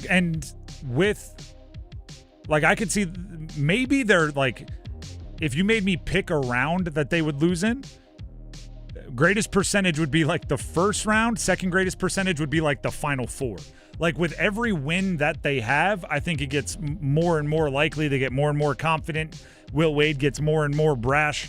So, I don't know if I were with vision, if I was given the gift of sight, if this is how I'd put it, but I think this is one of those, like, I was forced to put it this way that could end up being right, and then I'm going to brag about it. Like, if we come back at the end of the NCAA tournament and, like, this is the order of which they finish, like, State goes furthest, then Virginia, then Miami, I think there's a possibility there.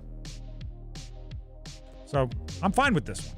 Sometimes I really hate my blind rankings. Sometimes I love them. This one, it's like, not bad. Hadn't thought about it that way, but since you mentioned it, there's a possibility. But all those schools that we ranked there are all super close in the ACC. They're all super close in the ACC. I believe Clemson would be the lowest in the net rankings at 31. So they're all, top 30-ish teams in the country. And we didn't mention Duke or Carolina. So think about that for the ACC. Duke is second in net. Louisville 15. Virginia 18. State 25. Yeah. Miami's 37. They would be the bottom of that group. SMU is 33. Miami 37, like you mentioned. But imagine 2 years ago or last year, I said we're not going to bring up Duke or Carolina. And we're going to rank 5 teams, and they're all going to be in the top 35-ish in the country. I'd go, are we not counting like the SEC or the Big Ten in this list? How are we getting, 5 more teams in the top 35-ish? So give the ACC credit for just leveling up as a whole, and allows them to do the ping pong thing where they just bounce off each other, win, lose games, and their net rankings kind of benefit from it. The Drive with Tim Donnelly, 99.9 The Fan. That is a blind ranking. If you're just tuning in now, moments ago, Dylan Larkin scored for Team USA in the men's hockey quarterfinals out there in Italy at the Olympics. It is 1-0. How much time do we have left in the second period? About 6 minutes left. About 6 minutes left in the second period. 1-0 United States leading Sweden. Sweden. 4 minutes and 50 seconds. My apologies. 4 minutes and 50. Yeah, it's 6-ish. Close. 4 minutes and 50 seconds left in the second period. This is a winner goes on, loser goes home game, and still a lot of hockey left to be played. But Dylan Larkin gets the United States on the board first. And for those of you that are monitoring in our goal scorer draft, nobody picked Dylan Larkin. No, none of us did. So the score's still 0-0 between Dennis and I. With that being said, let's talk a little Hurricanes and Cons. Well, to play great defense, you need one thing above all else. That starts with a W. Confidence. Hurricanes and Cons. Now, obviously, since our last edition of Hurricanes and Cons last Wednesday, the Canes have not played. They've practiced, but they have not played due to the Olympic break. And with that, the big news has been Brandon Bussi's extension. 3 years, $1.9 million per year for the brand new It Boy goaltender for the Carolina Hurricanes. And anytime there's an extension signed, you look at the roster, you start doing the Puckpedia thing where you're looking up future cap hits and everything else. And I thought that would be a good angle for the Hurricanes and Cons for today. We're looking roster construction over the long haul. What are you most confident in when you look at how the contracts are situated, the roster is organized for the future of the Carolina Hurricanes, and what are you concerned about when you look at the roster construction and the everything for the Carolina Hurricanes? A lot of time to think about that sort of thing during the Olympic break. As always, I have good news and bad news. Which do you want first? You always take the bad news first, so we start with concerns. Dennis, looking at the whole roster construction, the contract signed for the Canes, what are you most concerned about? My concern is still size in their top six. I know Andrei Svechnikov can play a heavy game. We all know that Seth Jarvis isn't afraid to be physical. But overall, just size in their top six is just still an area of concern. They have skill. These guys that could score. I mean, we're looking at projecting possibly 70 points each for Jarvis and Svechnikov and an 80-plus point season for Sebastian Aho. I mean, top line of 70, 80, and 70. That's awesome production, but there's still a little bit of a lack of size in net front as a whole from that, just from that top six. The bottom six I'm not concerned about, but from the top six, I think they still need a big-bodied, heavy guy that could also score. I'm going to build off that a little not bit. Named Svech.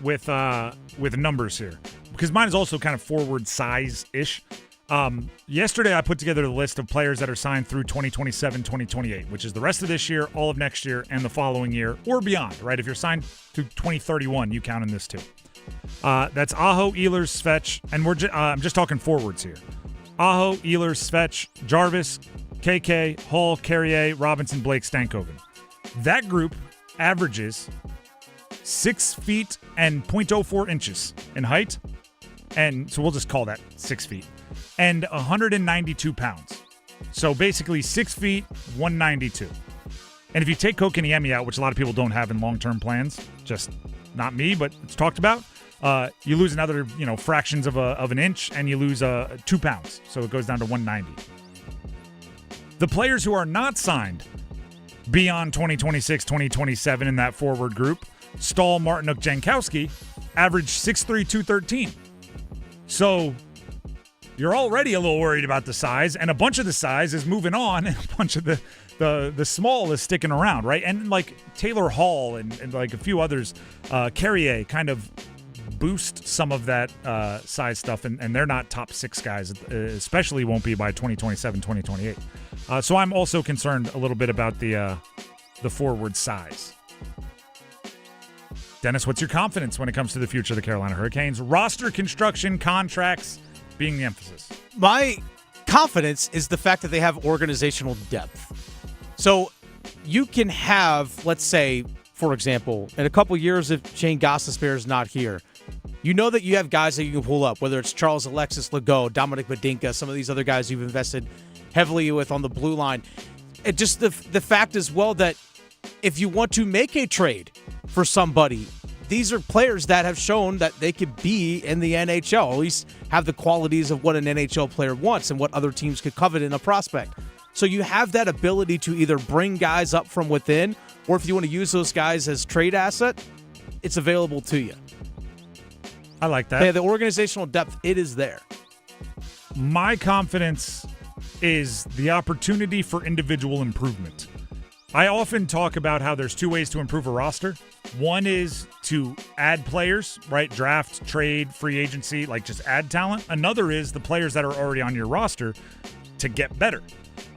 Speaking of numbers, if you look at the players that are signed through at least 2027, 2028, and you include even the Blue Liners and now Bussi, who is also a part of that, the average age is 27.6 of Aho, Ehlers, Svech, Jarvis, KK, Hall, Carrier, Robinson, Blake, Stankoven, Miller, Slavin, Walker, Bussi. 27.6. A CBC study, which I Googled, says that National Hockey League forwards reach their peak scoring performance at age 28 and defensemen peak at age 29. So on average, these guys are still just on the come up, right? They're on the get better. And I went even further, right? Because obviously depth players are judged differently than players that you sign and expect to be stars. So if you limit the calculation to just players who are scheduled to make at least $5 million through at least 2027, 2028, the average of those 8 players on the Canes is 26. So even more room for individual improvement. Guys still entering their prime or not even close to their prime are assigned to the long term. So, I often say, like, we have to remember some of these guys are crazy young. But when you throw in like a Logan Stankoven, like a Jackson Blake, some of these guys that aren't even 23 yet, the complaints you have about them now, 4 years from now, they might have solved them on their own, right? You might not have to replace them with somebody that does XYZ skill better than them. They might just add it to their game in an offseason. Or maybe with more physical development and more time in the weight room and more learning from the older guys, they add that part of their game without you needing to trade them or bring someone in that does it. The one thing you can't expect them to do is, grow half a foot. So it's not like, hey, Stankoven's only 22. As long as he keeps eating, he's going to be 6'2" by the time he's 28. Like, that's not going to happen. But if only that's how it worked. It would be awesome. I'd be 6'7". Yeah, I was going to say, everybody. Anyway, but my point is they're all still young enough, even when you get to, you got to remind yourself Svetch is 25, right? You got to remind yourself Jarvis just turned 24. He's maybe in his prime, but he's not at the peak of his prime yet. There's still things he can add to his game. Opportunities like this. Seth Jarvis got a point in the Olympics today on a game-tying goal for Team Canada. Who knows what he's adding to his game or adding to his prep or adding to his whatever for the offseason by hanging out in a locker room with the all-star cast of Team Canada, right? There's so much upward mobility for a good part of the guys they have signed that, if you add in free agency in the draft or whatever it is, that's on top of the improvement that these guys will have to their individual games. That's my confidence for the Hurricanes roster construction. How about it? The Drive with Tim Donnelly, 99.9 The Fan.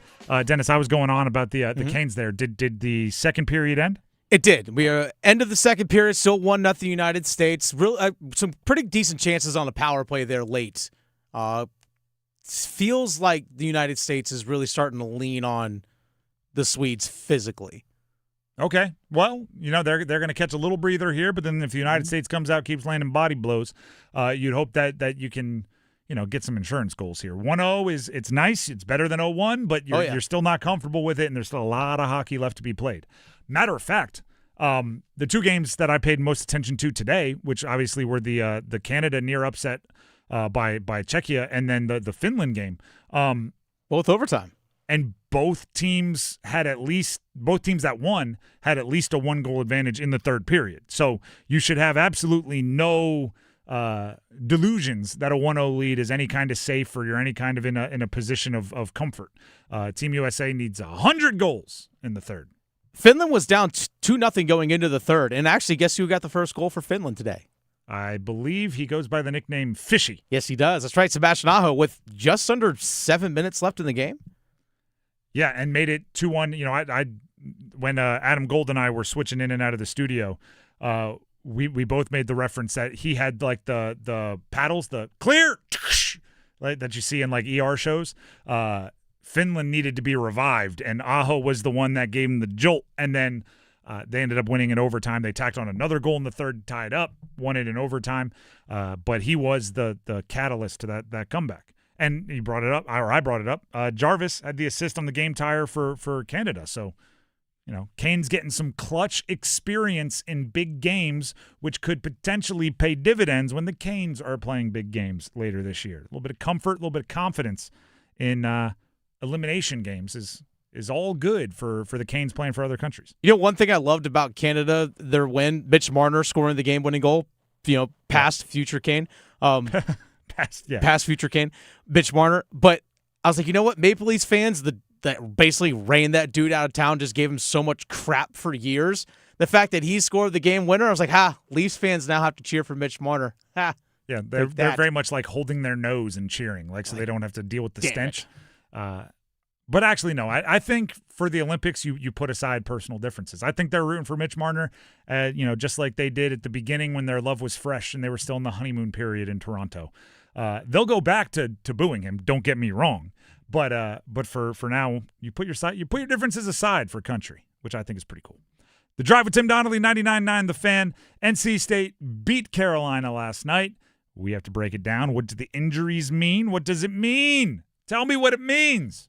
And a medal count from Italy, all coming up next.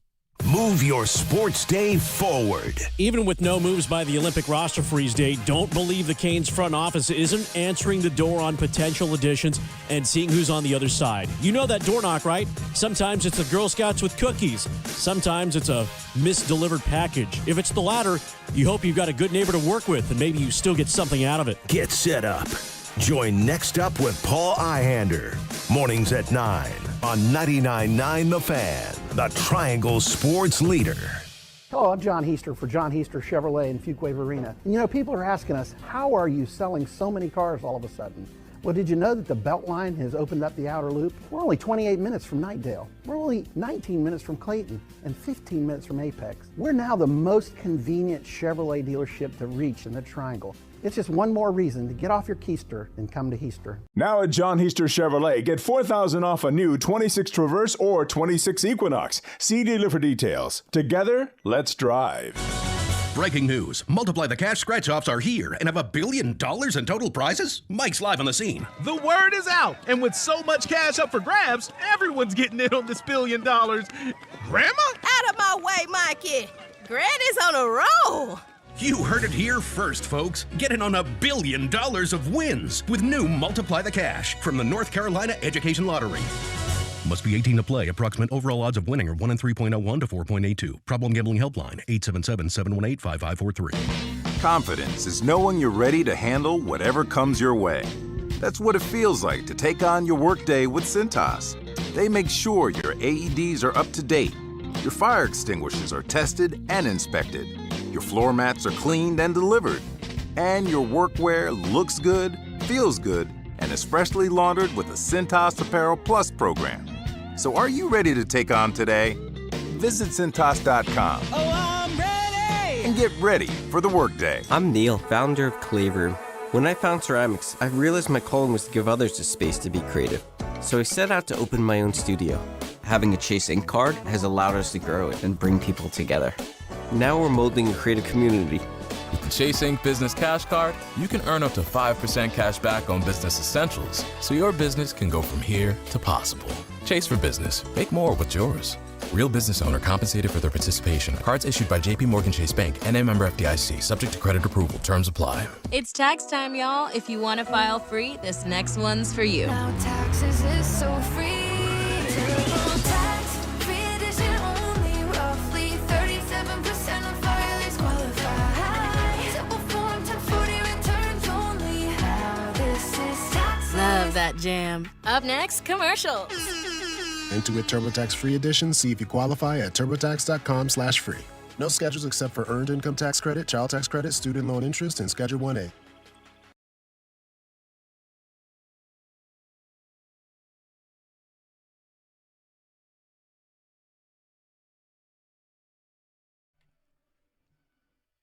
The Drive with Tim Donnelly, 99.9 The Fan.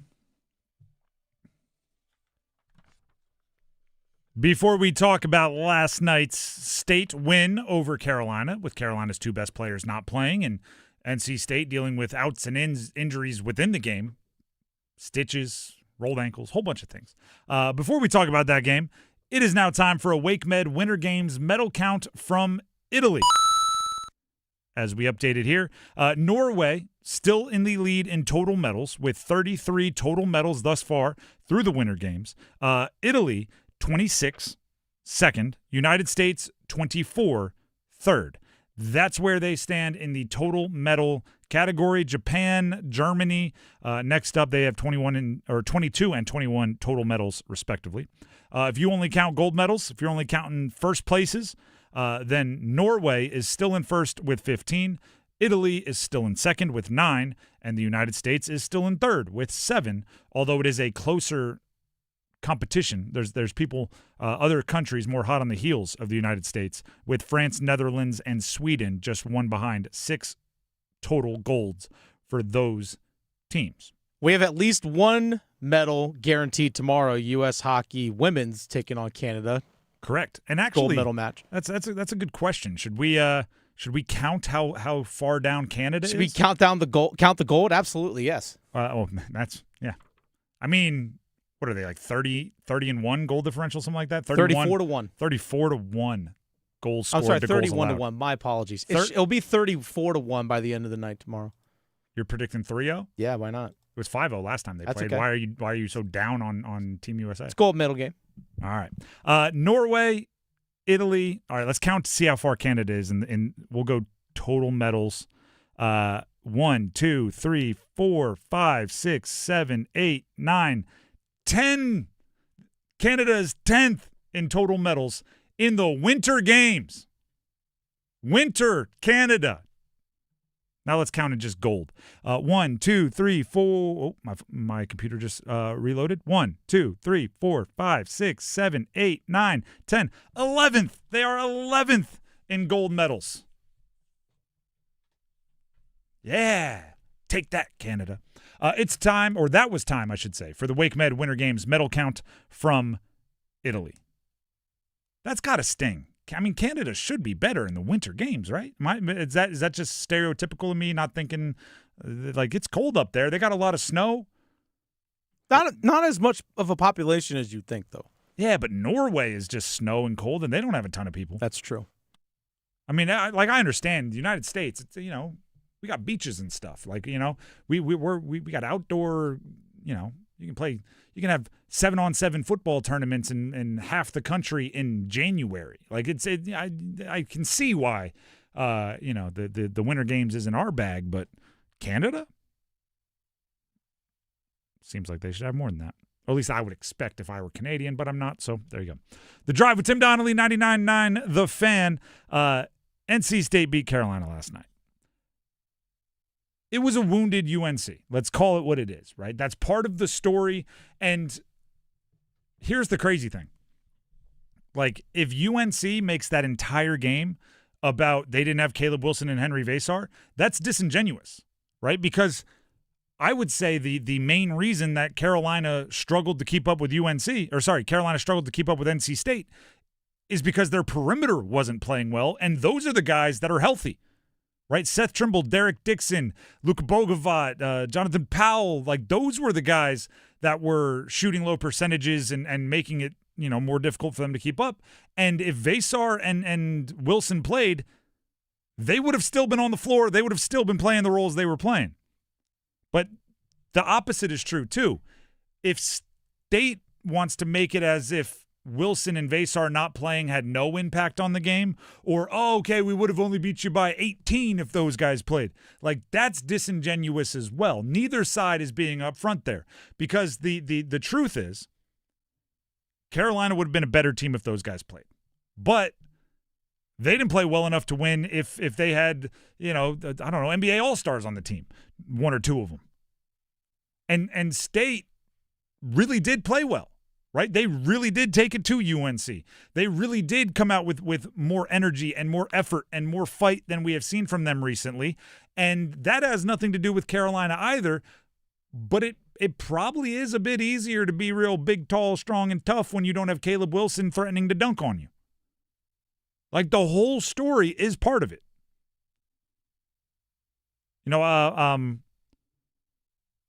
There's the... I saw this tweet, and I apologize because I didn't write down. No, I know exactly what it was. Up there at WFNZ, Wes and I'm blanking. Wes and Walker. Walker. He tweeted, Walker. If you missed the first half, Carolina missed a 3, and Quadir Copeland answered with a made basket or an assist off a drive, and then probably hit the too small celly. Copy and paste that about 50 times, and that was the first half. That was his tweet. Pretty much. That's great for State, right? That's Copeland controlling the game. That's Copeland making adjustments. That's fantastic, right? And Carolina did take too many threes, and they didn't have a second option. That's an accurate way to describe the first half. If you think that would have happened, I know he was being exaggerating. He was being hyperbolic with copy and paste it 50 times. But if you think on none of those, Caleb Wilson would have grabbed the ball and drove to the bucket and found a way, and it would have thrown off that rhythm a bit of copy and paste. Like it's all part of it, okay? But here's the part that you need to acknowledge. That's all what ifs. That's all hypothetical. All you can do is play the games under the situations that the games are played. Carolina didn't play well enough to stick around with NC State. NC State buried them. What if? How about this would have changed? It wouldn't have changed. That's not what we're here to debate. We're talking in facts right now.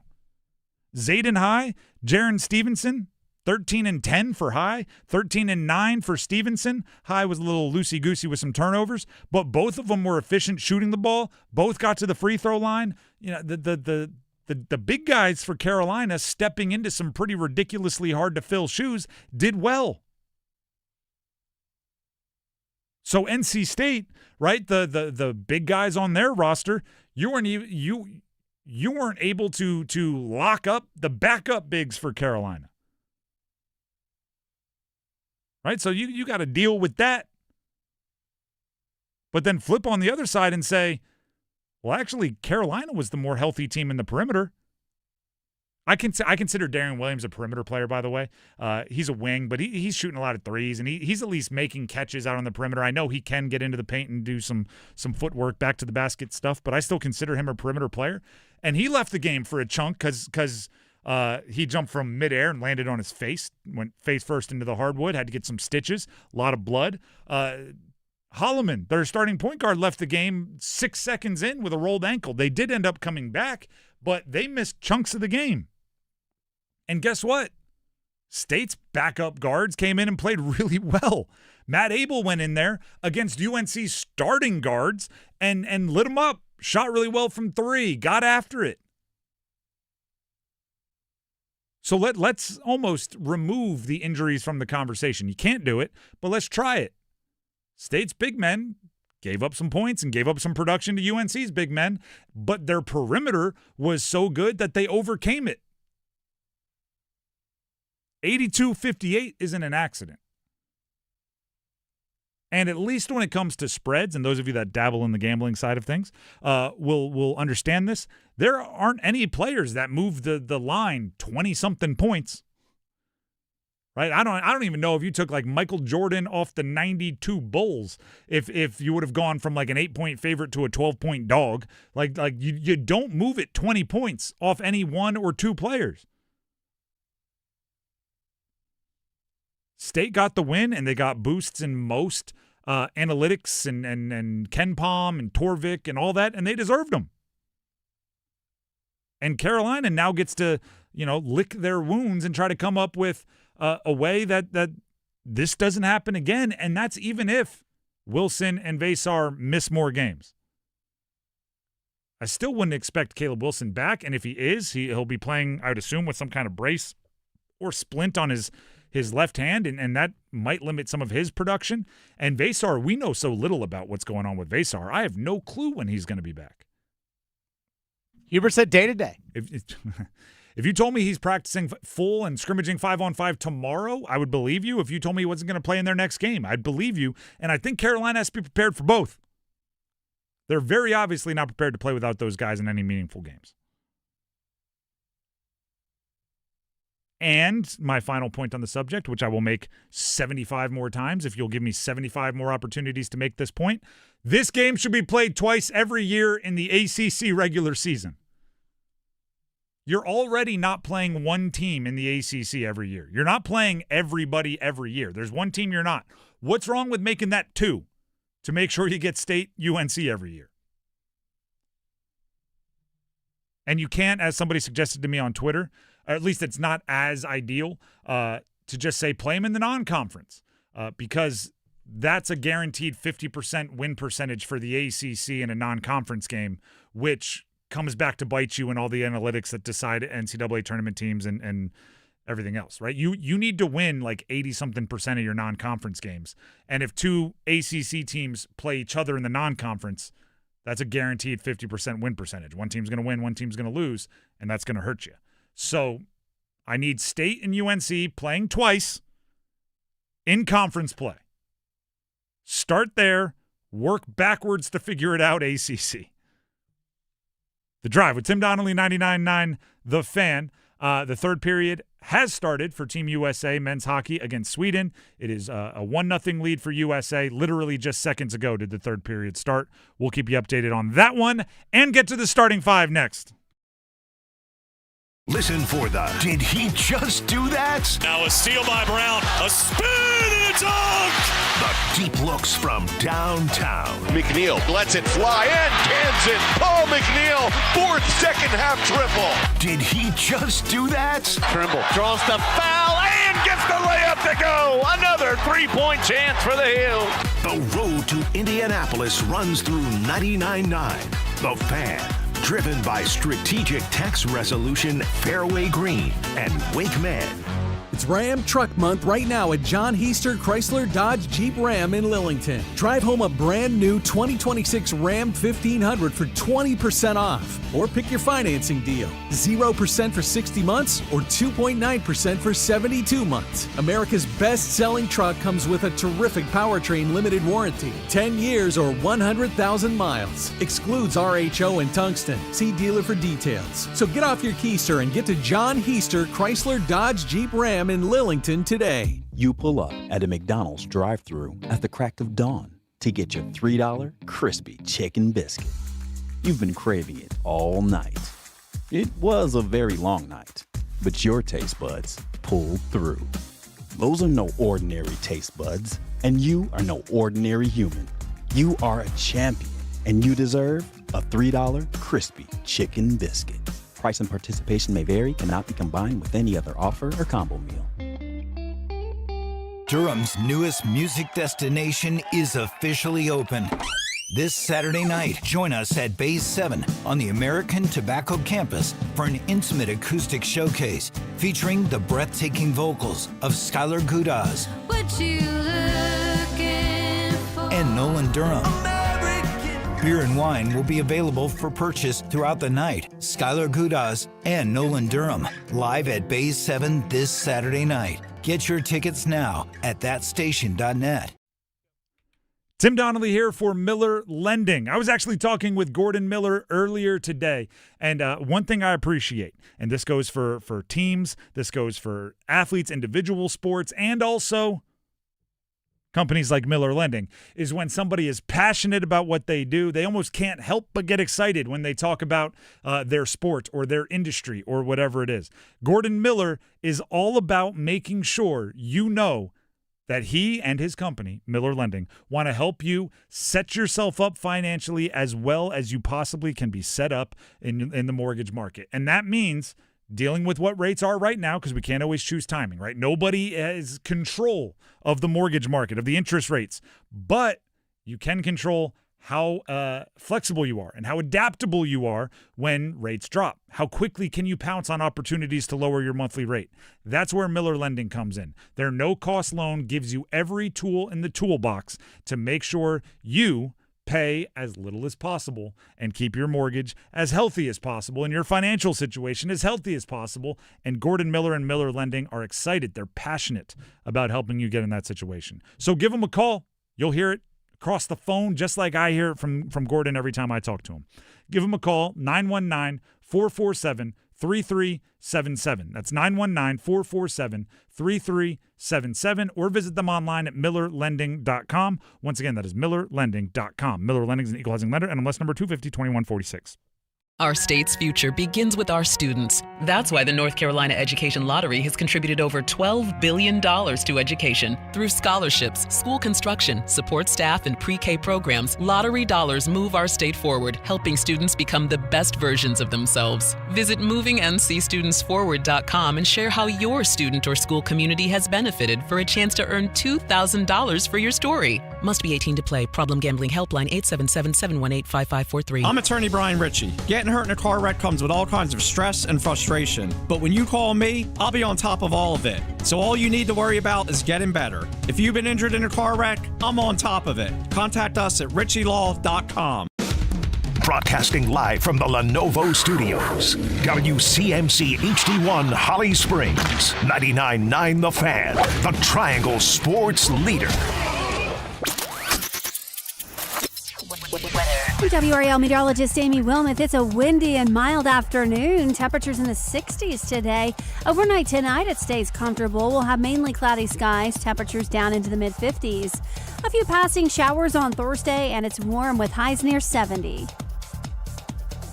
5 o'clock check of your money. Dow Jones up 129 points today at the closing bell to 49,662.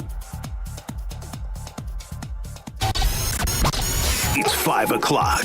Time to serve up the biggest sports stories of the day. Here comes your starting five. The Drive with Tim Donnelly here on 99.9 The Fan. Things getting a little intense in the men's hockey bracket of the Olympic Games out there in Italy. United States leads Sweden in a winner goes on, loser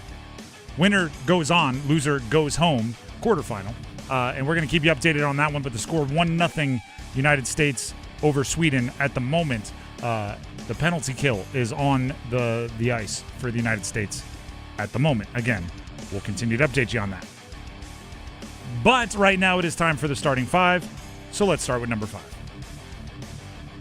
Count them. 1, 2, 3, 4, 5.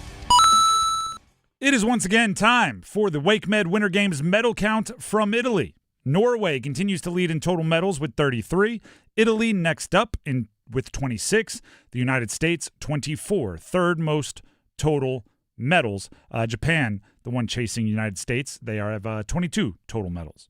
If you only count gold, you're one of those, if you're not first, you're last thinkers out there. Norway still atop the list here in gold medal count with 15. Italy, 9.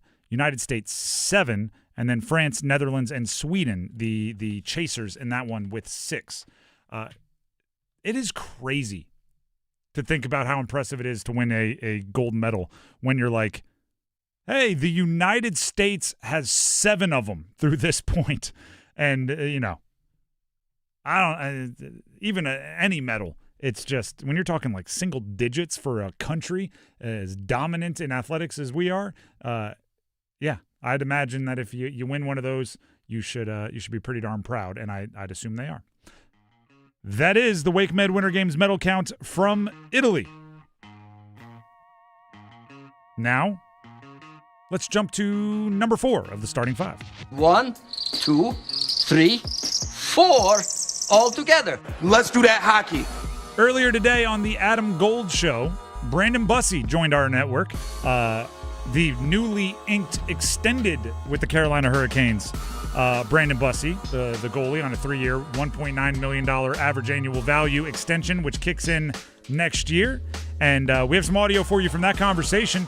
Here is Brandon Bussi on how it feels to be back from the Olympic break. It feels good to be back, right? I think a lot of us, we knocking some rust off for kind of being off the ice for 10 days, but overall, I think it was really good for us to kind of get away and relax and let our minds and bodies reset because it is such a long year. So I know what people say, we were playing really good hockey going into the break. How are we going to react? Well, I don't think we're going to have any issues. So we have plenty of time to knock the rust off. I've loved our first 2 practices. It's been high compete, a lot of energy. We've been working hard, and I think we're going to be excited come, next Thursday? As Brandon Bussi about what it's like to be back. They were practicing yesterday. The Canes were knocking off the rust from their Olympic break. United States just missed out on a scoring chance in the USA versus Sweden game. So I'm going to do my best not to be bummed as we talk about this one because Bussi is all good vibes. I'd be lying if I don't think it's a big part of my subconscious, but there's part of my subconscious that's, just a tad bit on edge for Bussi to get the first couple of starts out of the way after the break. because I've talked about it, right? I imagine he's been in a whirlwind since he became kind of a regular rotation goalie for the Canes. And the last 10 days, he probably has had a chance to breathe and look around and let it settle in. And I just don't want him to change his mindset at all. So the first couple of starts, I want him to show like, hey, I'm good, nothing's changed. And then I'll be able to relax and move on. But he definitely sounded like there's no change to his mindset there. Sounded pretty comfortable talking with Adam. Speaking of talking with Adam, we have more from Brandon Bussi. Adam asked him at what moment he realized that Carolina felt like home. I think the boring, easy answer, but true one is from day one. Like when I stepped into the locker room, like all the boys accepted me in. There was, I'm not going to say any judgment, but I was part of the family from the very beginning. So when I got my first game and started playing and stuff, and even during that stretch of time where I wasn't playing games, there was full confidence in me and an expectation when I stepped in the net that I was going to perform for us. So there's not really one point necessarily. It's just been the whole beginning and that stuff. I know how locker rooms work. Dennis, tell me if you agree with me on this one. I bet some of that was, you don't want to say fake, but forced, maybe it might be the better term, and it just transitioned to real. Like if you have a guy with no NHL experience and he's going in to start a game for you, you're definitely like, hey, there's my guy. Like, hey, you belong. Hey, my guy. You want to feed confidence into him, whether you know him and like him or whether you believe in him or not. You're not going to go like, yeah, I need that guy confident. I've been in 800 of these, and it's very rare that the brand new goaltender steps in and plays great. Like, you don't tell him that, right? You're just like, hey, there's my guy, one of the crew, one of the boys. And then slowly, as Bussi played well and it stuck around and won games and bailed you out, maybe you make a mistake and he makes the save. Then it went from faking it to no, just genuinely like, love that guy. That's my bus. He's my boy. It just, it's almost like a fake it till you make it situation where, I was telling him I was confident in him. Probably about 15th start is when I was actually confident in him, but I told him I was confident in him the whole time. Which happens in team sports, right? Because there's nobody benefits from your true feelings about the freshman that has to start for the injured senior. You don't look at him and go, yeah, I'm going to do everything I can not to throw you the ball because I have no clue how you're going to react. You tell him like, hey, throwing it to you, coming to you. Be ready today. You're gonna make a big play. You're gonna make a big play. Then after they make a couple big plays, you're like, see, I told you.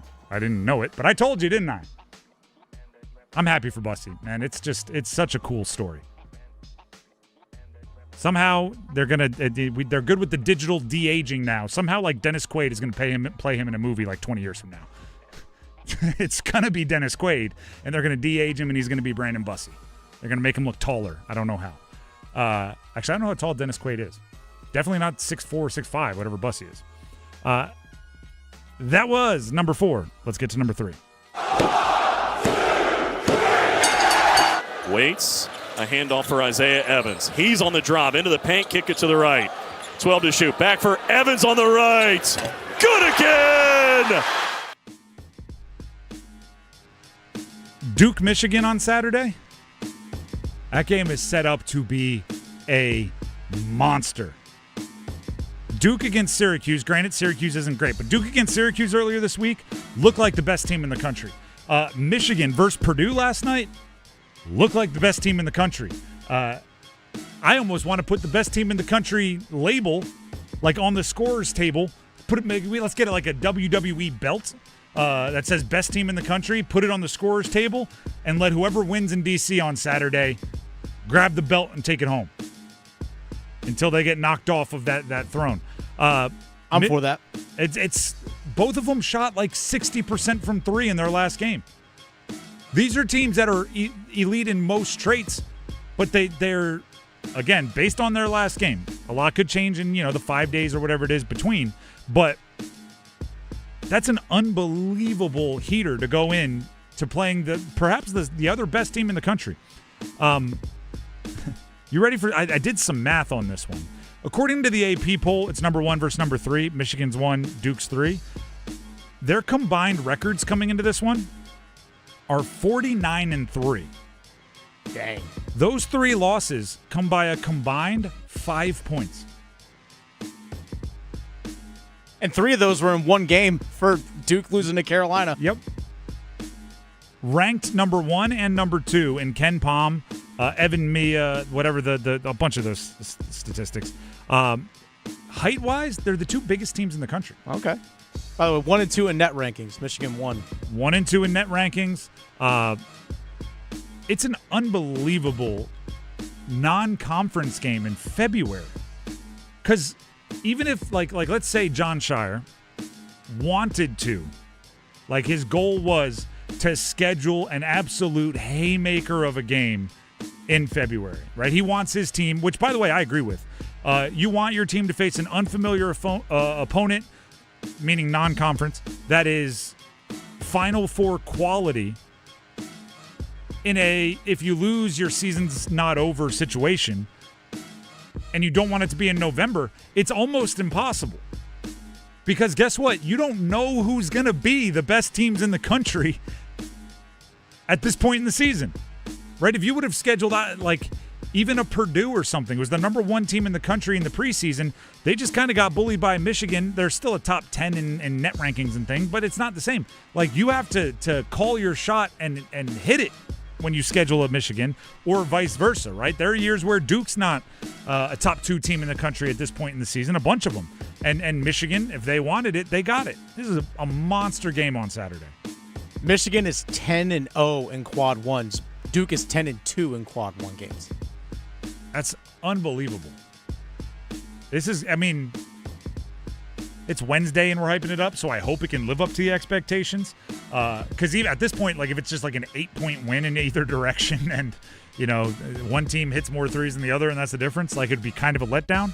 But either way, I think these 2 teams will be better situated for March because they played it, and I hope more teams do it. I hope more teams seek out really difficult February, heck, even late February non-conference games, because it's like a spot check, right? It's, are you ready for the biggest games later on? If not, you only have a few more weeks to make changes, but at least you have a few more weeks to make changes. That's number 3. Let's get to number 2. Just the 2 of us. This is unbelievable. You guys are playing like this is some throwaway game up in Rochester. Who we playing, Rammer? Sweden. Yeah, you're damn right, Sweden! In the Olympics! Shout out to Kurt Russell, miracle. The United States, 1-0 is the lead over Sweden. Men's ice hockey, quarterfinals out there in Italy. Dennis, you're our correspondent on this one. I'm watching, but I'm obviously not able to give all the detailed watching that I want to. What's going on, United States? Can we get the insurance goal? What's going on here? So I feel like the United States is still getting some really good scoring opportunities around the net. Now, Jacob Markstrom has been solid. Absolutely. He's got 33 saves or 32 saves now for Sweden. Sweden has been making their push here in the third. Now we're under 10 minutes to go. You can kind of tell that Sweden has some tired legs. You can kind of feel that they have some. We just played a winner go home game yesterday, and now we're on a winner go home again. And obviously, Victor Hedman's a big loss for Sweden as well. But it feels like right now that the tired legs are starting to kick in, but it's still only a 1-goal game. If you get one here and you're Sweden, all of a sudden the legs start feeling real good. I was just going to say, we're probably 2 or 3 minutes away from like the end of the marathon where people start sprinting again because they can see the finish line and their exhausted legs recognize they have one more go in them. So if your USA is a very dangerous part with a 1-goal lead, you don't want to get to that last sprint where Sweden is throwing everything but the kitchen sink at you, and you start doing the math and recognizing you have 1 or 2 more shifts and nobody quits on the last lap. You know what I mean? This is a side conversation about this game, but it's just because I very rarely watch games in this capacity where, like, I have something else going on. I'm watching it on mute normally. As long as it's not between 3 and 6, I watch games with attention. I think I have a $1 billion idea, and this just came to me during the show today. Go on. With all the streaming and all the alternate casts and everything. Like, you can watch the game, or you can watch the game and listen to Pat McAfee, or you can watch the game and listen to Peyton Manning, or you can watch the game and listen to former coaches, like all these alt casts and everything. I want an alt cast that it's the regular broadcast, but all it guarantees you is it will not show any replays that are more than a minute old. Because there's been a handful of times I'm talking about something, I'm doing the show, and out of the corner of my eye, I see like United States scoring a goal, and I want to go, yeah! And then you look up, and it's from like a week ago. And I'm going, well, why are they showing that now? Or they show the Dylan Larkin goal that the United States did score today, but 20 minutes after, and I'm like, Larkin got another! All I want is like, hey, I'm watching this game on mute, doing something else.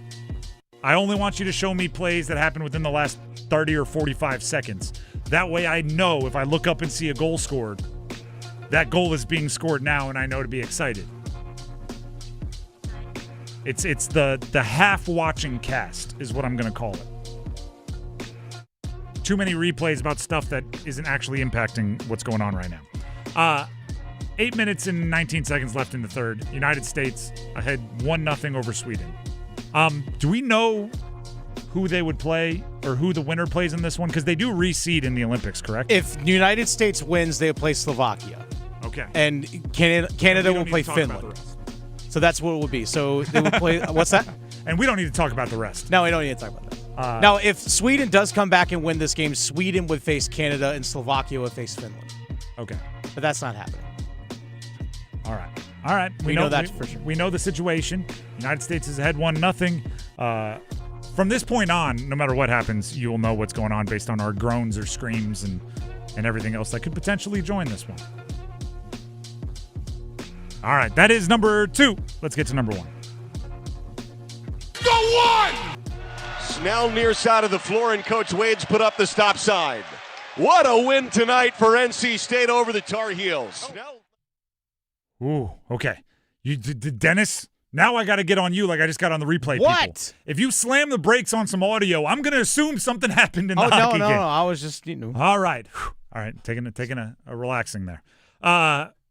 USA 1-0 still. Nothing has changed there.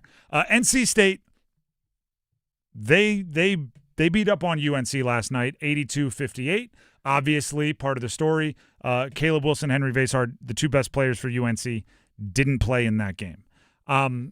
We've broken down this game in a bunch of different angles. This team, this player, that player. I don't know how you feel about chants from student section. Some people think there's an etiquette to it. I understand once you get to the personal stuff, and there was some personal stuff being chanted. I'm going to say it like this. I like a rowdy student section. If you think they crossed the line, I'm cool with that, with some of the chanting towards Zayden High with personal off-the-court stuff that he dealt with. I just think in a rivalry game, an engaged, a loud, a pushing boundary student section on both sides. I would say this if it happened in the other direction as well. It increases the intensity in the room, and I just think an intense atmosphere is good for a rivalry. I think for a lot of reasons last night, the NC State crowd impacted that game, and Kadir Copeland was hyping him up, and Jordan Snell was jumping in the game at the end and talking trash and getting teed up, and it was kind of old school rivalry basketball. And I'll put it to you like this. My dad lived in the area, went to a bunch of college basketball games back in the 80s in the Triangle, and that's his heyday, and that's where I get my stories, right? The dad stories of back when I went to the games. And he has stories of a bunch of chants that I was like, ooh, I don't know if that would go today. But, right, that makes it personal. That makes you want to go score more. Right? That makes you – okay. Jacob Slavin's rolling around on the ice there for Team United States. Just denying scoring opportunities. My point is this. NC State, UNC, they don't like each other. Right? And it's fans don't like each other. And if you say something nice about one of the teams, the other team's fans are going to say things not nice about you, whether it's, I like that about college basketball. And I also I hope it is the case And I think hockey has some of this too, ironically, where you can be cutthroat during the game and then immediately after, like, go get a meal, right? Go have a drink, go have a conversation, go play golf, go do whatever.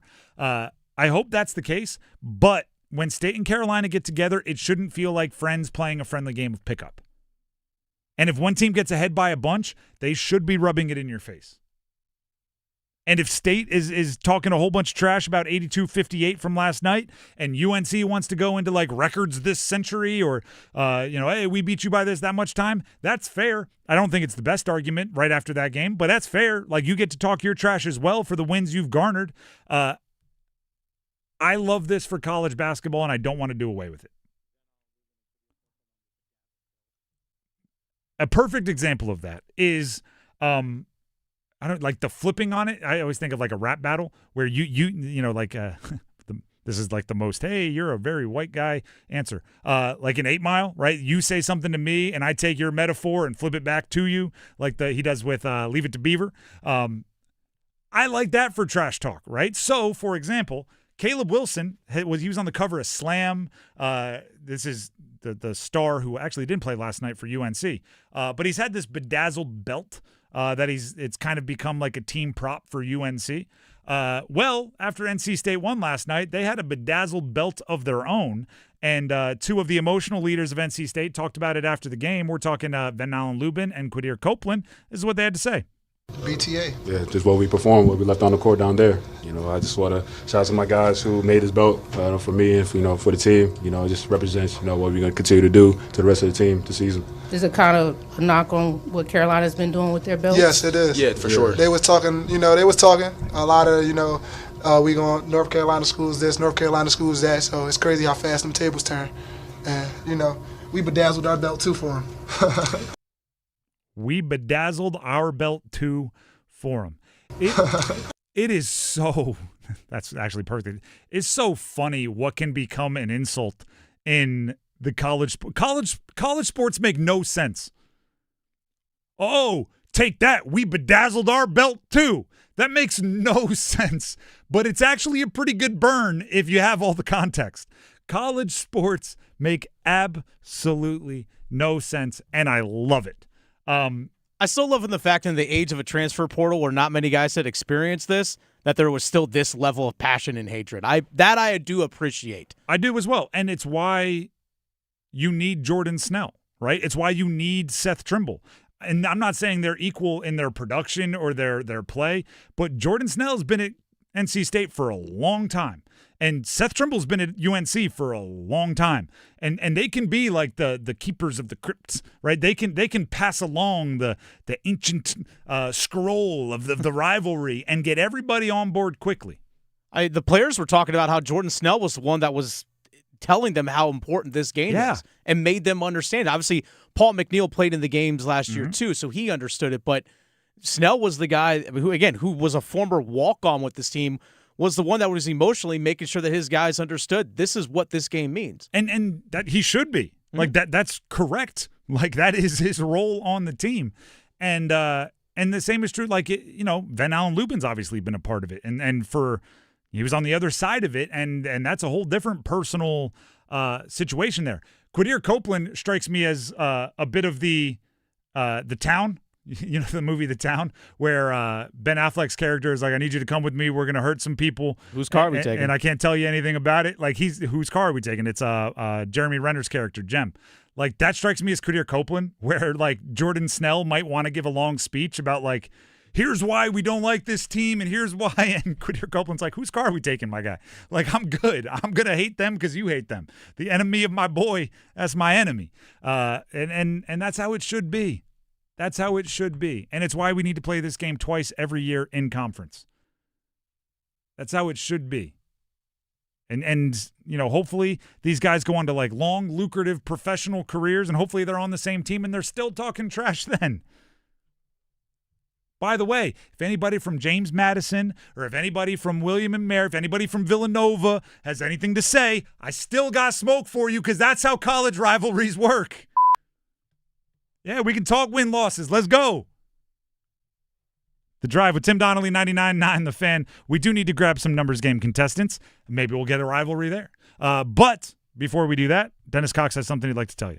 I do. Dennis Cox here from my good friends over at Law Tigers. One thing I'm excited about, I look out the window right now from where I'm sitting in the studio, and I still see sunlight. That means spring is right around the corner, and I can't wait to get back on the motorcycle. And something that I want you to do out there, even whether you're a motorcycle rider right now or not, I need you to go to caniacsbike.com. Go to caniacsbike.com and enter for your chance to win a custom Canes Ducati motorcycle. That's right, a custom Canes Ducati motorcycle, because the Law Tigers are once again teaming up with your Carolina Hurricanes to give one lucky fan, one lucky Caniac, a custom Canes Ducati motorcycle courtesy of Art Moto Garage and Shiny Side Paint. The bike will be given away live on the ice April 4th, and it includes tickets to a catered suite. Deadline to enter, it's March 29th. But don't wait till then, folks. Do it now. Go to caniacsbike.com. You can do it on your phone, do it on your laptop, do it on your tablet. Doesn't matter. Literally takes a minute. Just 1 minute to enter. caniacsbike.com. Law Tigers is a network of independent law firms who are members of the American Association of Motorcycle Injury Lawyers. Law Tigers is not a law firm. The Drive with Tim Donnelly, 99.9 The Fan. I forgot Towson, by the way. If Towson wants some smoke, we're not really natural rivals, but when we played, we kind of were, so you can get the smoke as well. And yes, it's an insult that I forgot you because you were so unimportant. Under 2 minutes to play, Tim. Under 2 minutes to play, United States, Sweden, men's hockey, which means after we grab our numbers game contestants and take a quick break, by the time we return, at least the third period clock should be wound down to triple zeros. No! No! Come on! No! Sweden just tied it up, if you can't tell, by 1-1. 1 minute and 31 seconds left in the third. You know what? No, I'm choosing not to get down. You know what this is? This is hero time. Who wants to be a hero, Team USA? You got 1 minute and 31 seconds to put the country on your back and score a goal to take the lead back. Goodness gracious. Empty netter. Golly. All right, we'll have more reactions to that. But we also need to grab some numbers game contestants. 919-860-5326. That's 919-860-5326.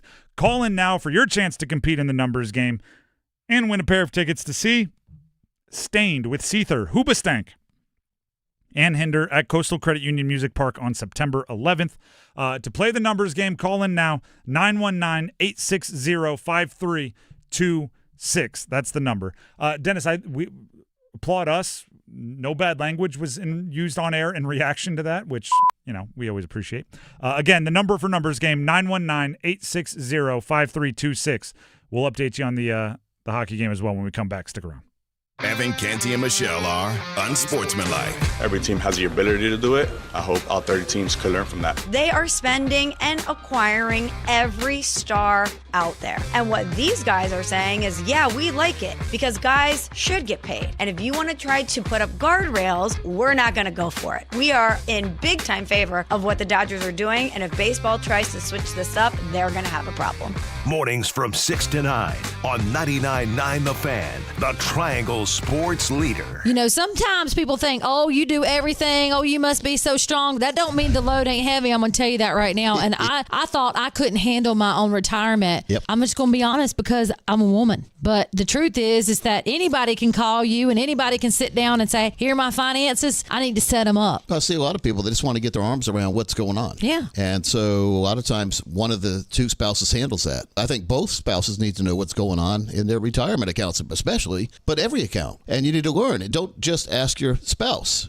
Learn why your spouse is selecting what they're selecting so that if your spouse isn't here, you can still go forward and not be intimidated. We spend a lot of time with folks like this, especially divorcees or whatever, so getting them right back on the track. And so, folks, if you'd like your own total retirement plan, we'll put a plan together for you, no cost or obligation, even if you're a single spouse. 919-794-7900. 919-794-7900. Or text Amanda to 600-700. Amanda Daughtry is a paid spokesperson. Investment advisory services offered by Capital Financial Advisory Group, a North Carolina registered investment advisor. Why'd I go to the doctor? Working on the farm, my heart kept skipping a beat. I didn't think much of it, but my daughters made me get checked out. Turns out I have atrial fibrillation, which increases the risk of stroke about 5 times. Symptoms like irregular heartbeat, heart racing, chest pain, shortness of breath, fatigue, or lightheadedness can come and go. But if it's AFib, the risk of stroke remains. If you have symptoms, contact a doctor. I'm so glad I did. Visit notimetowait.com. Sponsored by Bristol Myers Squibb and Pfizer.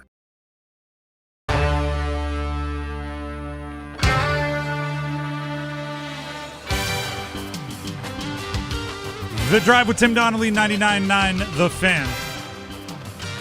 All right, Dennis, quickly, before we go to our numbers game contestants. Team USA, Sweden going to overtime? Yep, OT. OT, here we go. United States had the lead for a bulk of darn near the whole game. Right up until minute 30 left, Sweden tied it up and now headed to overtime, which is a 10-minute 3-on-3 overtime period. Obviously, if someone scores, it's over. You win. And then it would go to potential shootout. So, third quarter final game going to overtime. This is a bananas tournament out there in Italy. With that being said, we have our own competition going on. We have William in Raleigh and Hunter in Raleigh getting ready to compete in the numbers game because it is time to play the numbers game here on The Drive. As always, we'll bring them both onto the show. They will answer a question. Dennis will pick his favorite answer. We'll ask the same question to both of them. He'll pick his favorite answer, and that person will get to go first. William in Raleigh, you're up first. Can you hear me? Yep. All right. The question for today is, when Team USA scores a goal today, Dennis is firing up Freebird. If you were in Dennis's chair when Team USA scores a goal, what song are you firing up for us? Welcome to the Jungle by Guns N' Roses. All right. Welcome to the Jungle by Guns N' Roses. Dennis, any follow-ups? No questions. All right. Perfect. We will jump to Hunter. Hunter, can you hear me? Yeah, I can hear you. All right. Earlier today when Team USA scored its hockey goal, Dennis fired up Freebird for us. If you were sitting in Dennis's chair and you got to pick the song when Team USA scored, what song would you fire? I'm playing American Badass by Kid Rock. All right. There you go. A little Kid Rock there. Dennis, which one are you rolling with? Welcome to the Jungle or the Kid Rock tune? Probably have to go Welcome to the Jungle on this one. It's a classic. All right. There you go. William will get to go first. Hunter, you will be up next.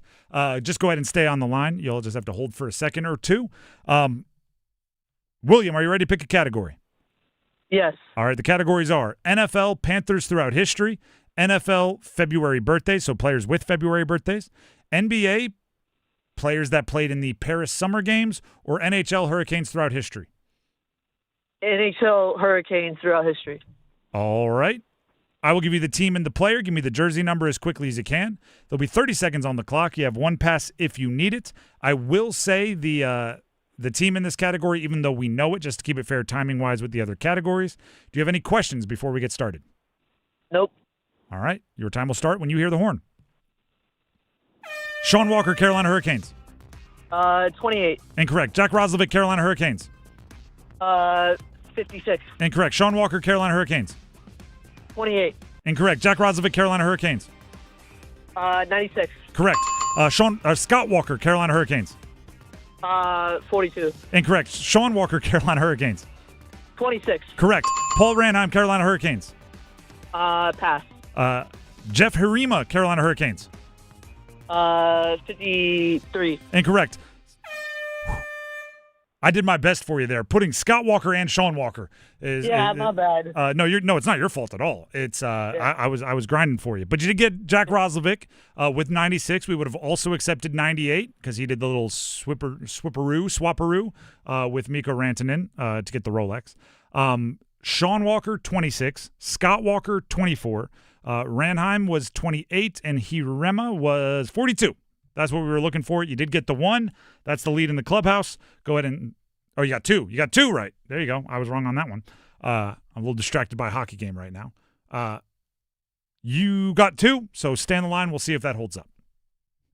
I need to turn this hockey game off or else I'm going to be no good in this numbers game. All right, let's go to Hunter. Hunter, can you hear me?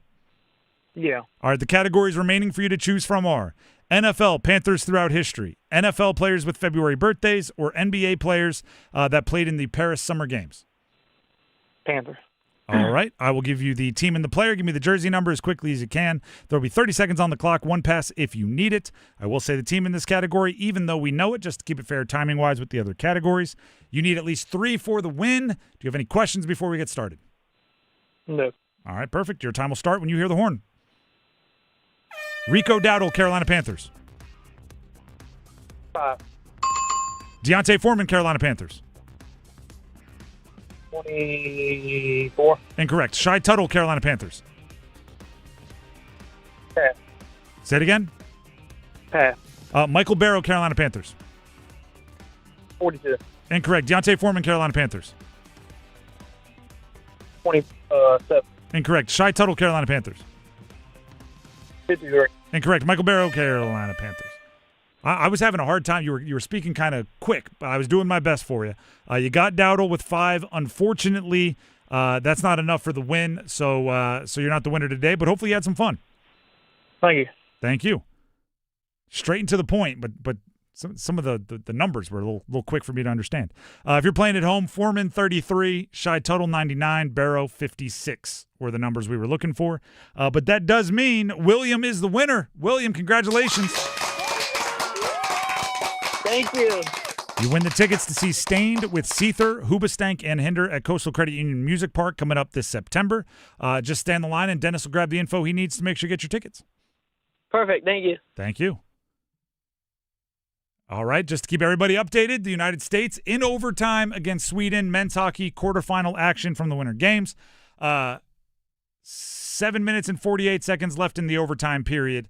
And the way this goes is obviously if any goal is scored, that team wins, right? You can walk it off with the game winner.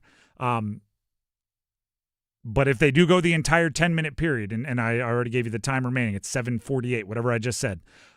If you go the entire 10-minute period, it would go to a shootout, which, I mean, needless to say, would be wildly intense and crazy exciting, but also nerve-wracking. Unless your team wins, then the nerves are gone, and it's just awesome.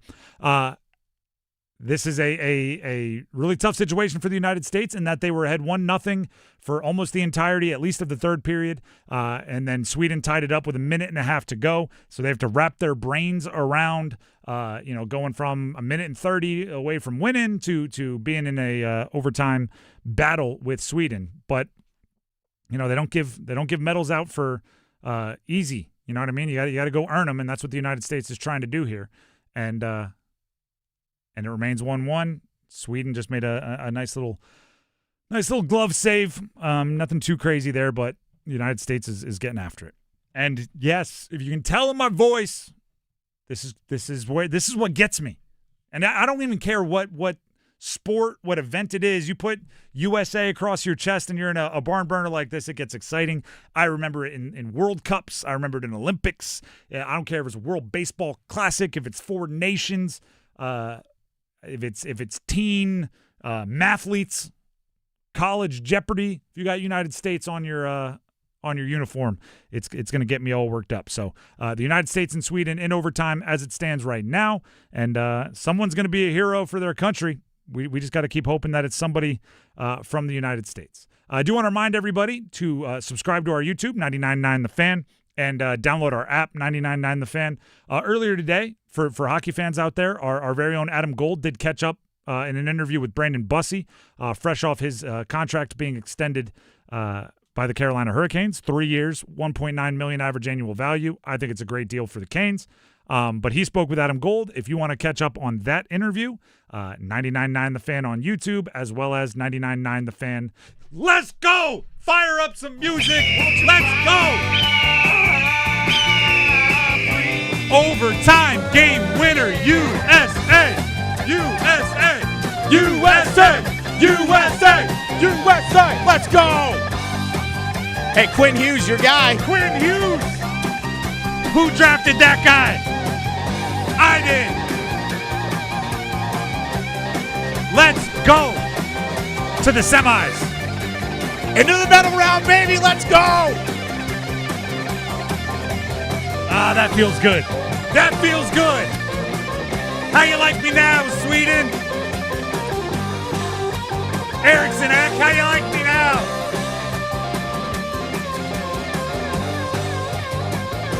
Let's give a couple shout-outs real quick. Quinn Hughes, obviously. That deserves another. Let's go.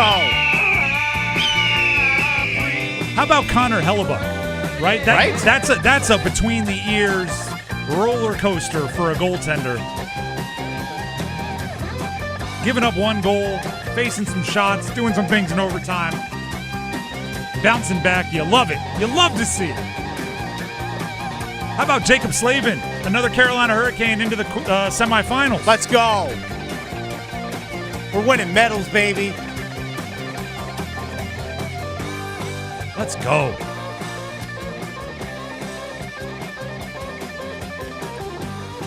All right, we're gonna send it to break and talk about this game more when we come back. But on the way out, I'm giving you a USA chant. USA! USA! USA! USA! USA! Look at this. Showing the replay here. Look, Quinn Hughes. Let me just dance in the middle and just rip one. I'm all about it. Let's just beat my guy one-on-one. It's really nice to have him on your team. Yeah. Would have been nice to have him in Four Nations. Would have been nice to have him at Four Nations. It'd be nice to have him on any team I root for. Right. But I won't be saying that once he's playing for a different team. But for right now, Team USA. USA. Hey, past future USA. Carolina Hurricane. Yeah, that is. He was a guy I see, actually real quickly. And Dennis does have some info to pass along, but quickly. That is why Nikishin's name was brought up in trade conversations, because it was that guy. Not because he's not available in any old deal. You got to be that guy to get Nikishin's name. That's a good way to describe, right? Because there were rumors that Nikishin was involved in perhaps an offer for Quinn Hughes, and the world got upset because Nikishin's available for that guy. He might be.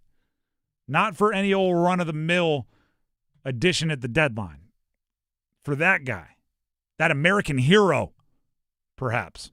The Drive with Tim Donnelly, 99.9 The Fan. We'll talk more about this game, but first, Dennis has some info. I do.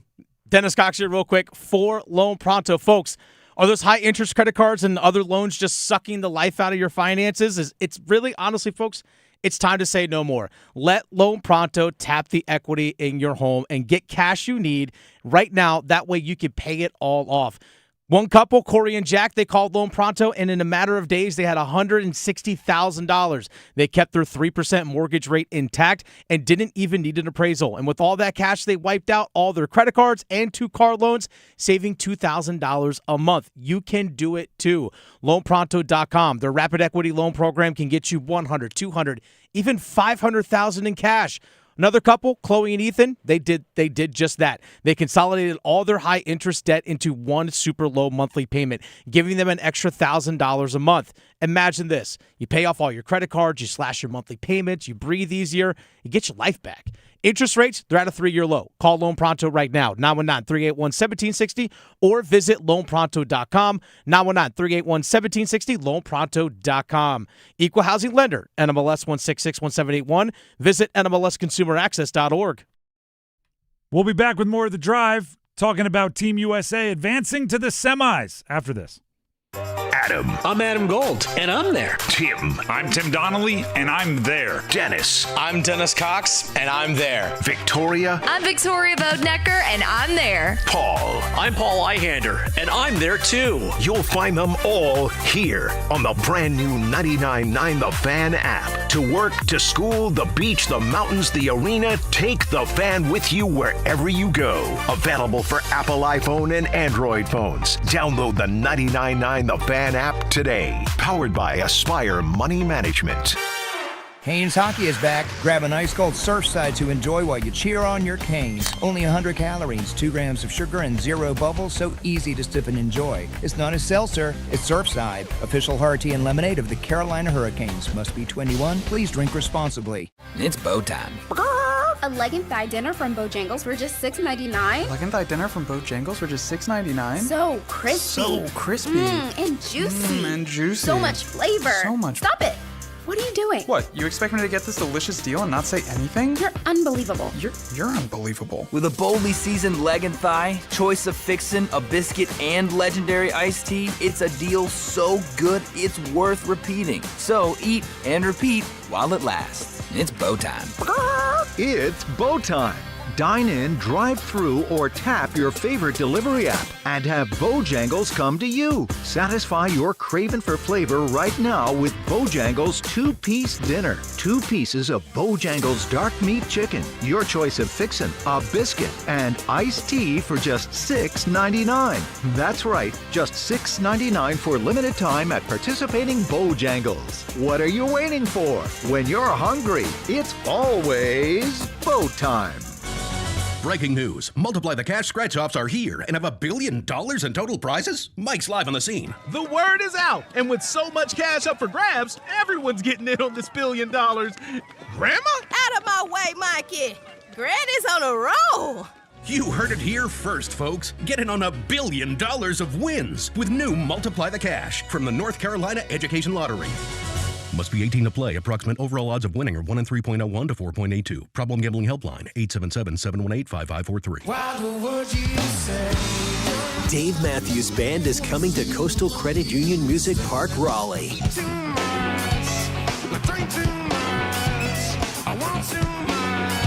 Friday, June 5th.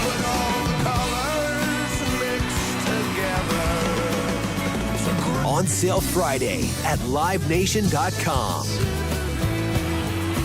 Don't miss Dave Matthews Band Live. Presented by Live Nation.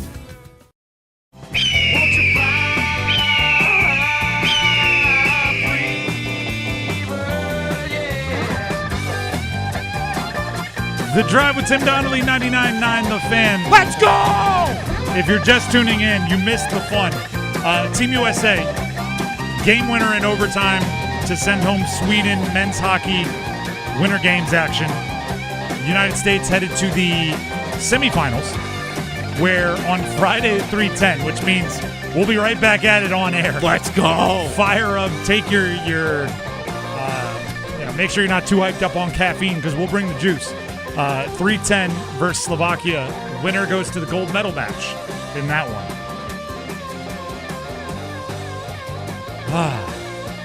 I'm not going to lie, got a little hairy there at the end. The United States was ahead 1-0 for a good chunk of the game. But never in doubt, Quinn Hughes, the game winner in overtime.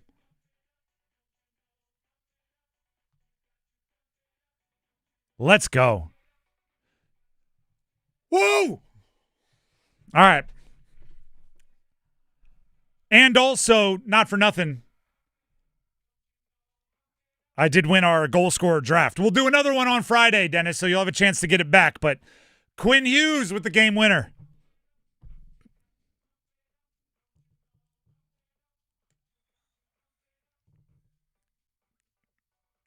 You know what else is funny about that? About Quinn Hughes getting the game winner?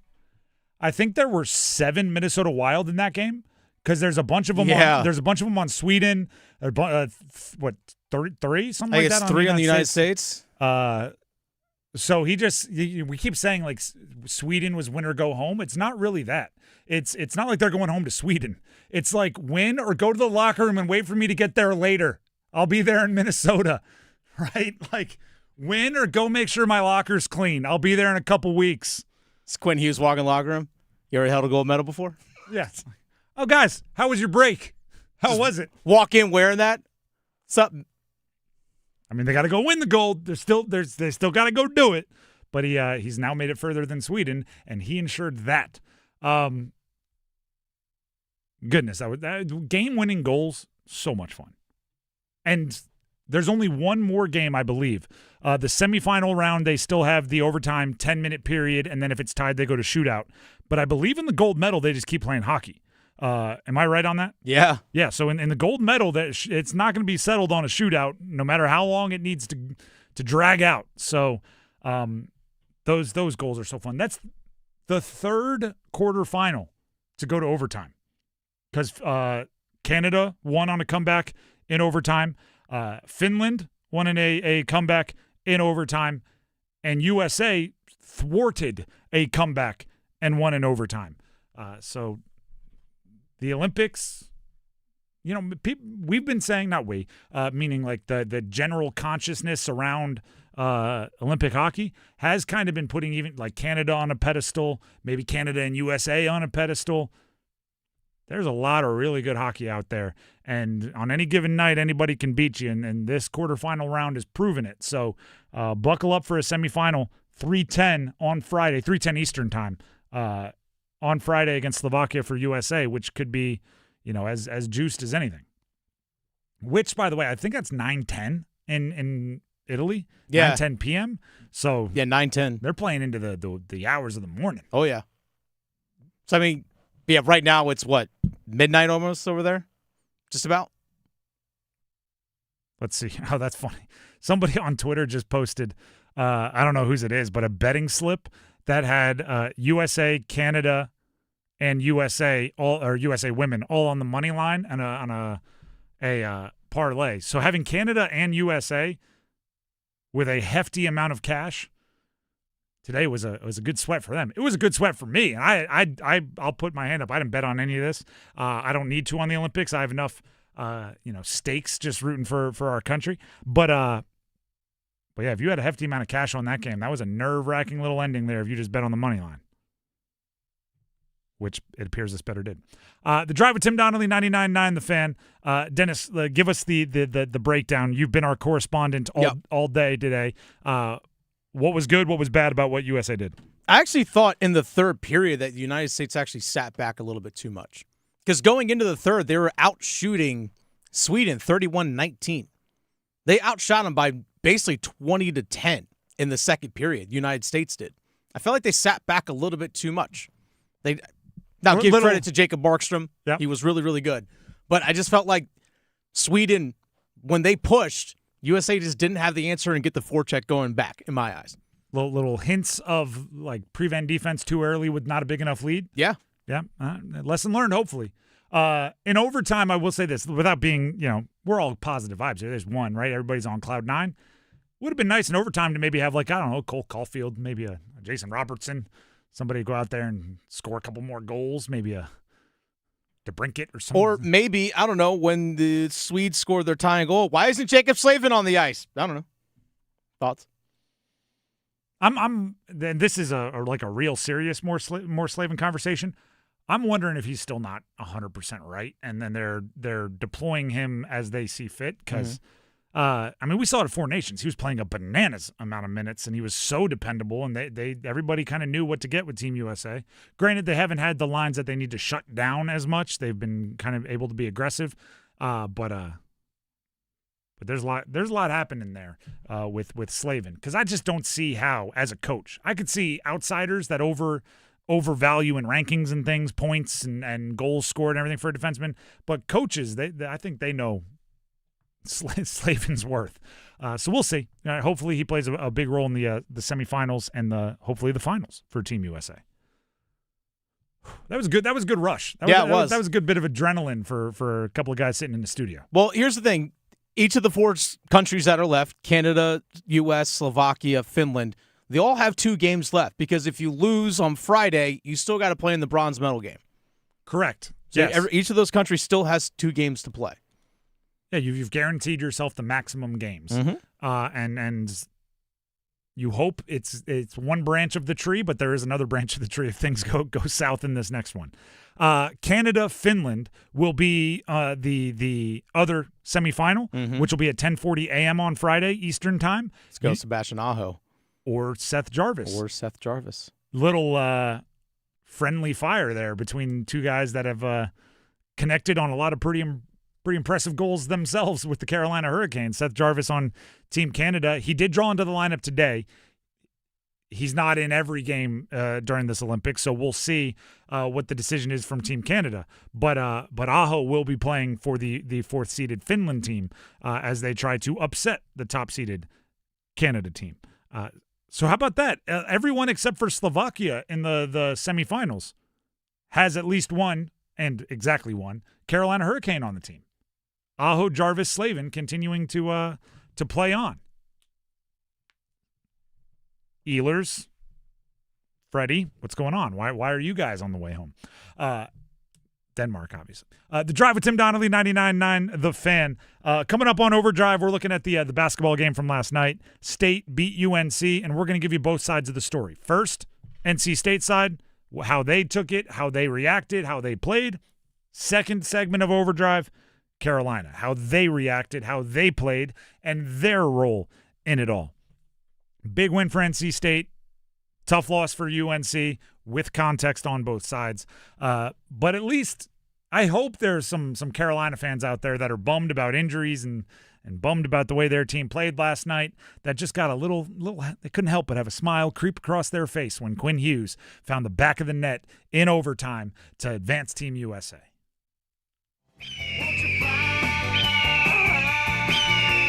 USA! USA! USA! Oh, and we have the women's gold medal match tomorrow against Canada. Against Canada. That one's a little extra. I think we'll be off air. I think that's actually an earlier game tomorrow, but we'll be off air at that point. We'll be off air, but if you listen closely after a USA goal, you might hear me wherever you are across the triangle, like that squawking eagle at the beginning of Freebird. Yes. You might just hear me. USA! USA! Overdrive coming up next. Have a great night, everybody. We'll see you tomorrow. I'll leave you with USA! USA! USA! USA! Evan, Canty, and Michelle are unsportsmanlike. Every team has the ability to do it. I hope all 30 teams could learn from that. They are spending and acquiring every star out there. And what these guys are saying is, yeah, we like it because guys should get paid. And if you want to try to put up guardrails, we're not going to go for it. We are in big time favor of what the Dodgers are doing. And if baseball tries to switch this up, they're going to have a problem. Mornings from 6 to 9 on 99.9 The Fan, the Triangle Sports Leader. Whether you're in school, whether it's in life, you just got to give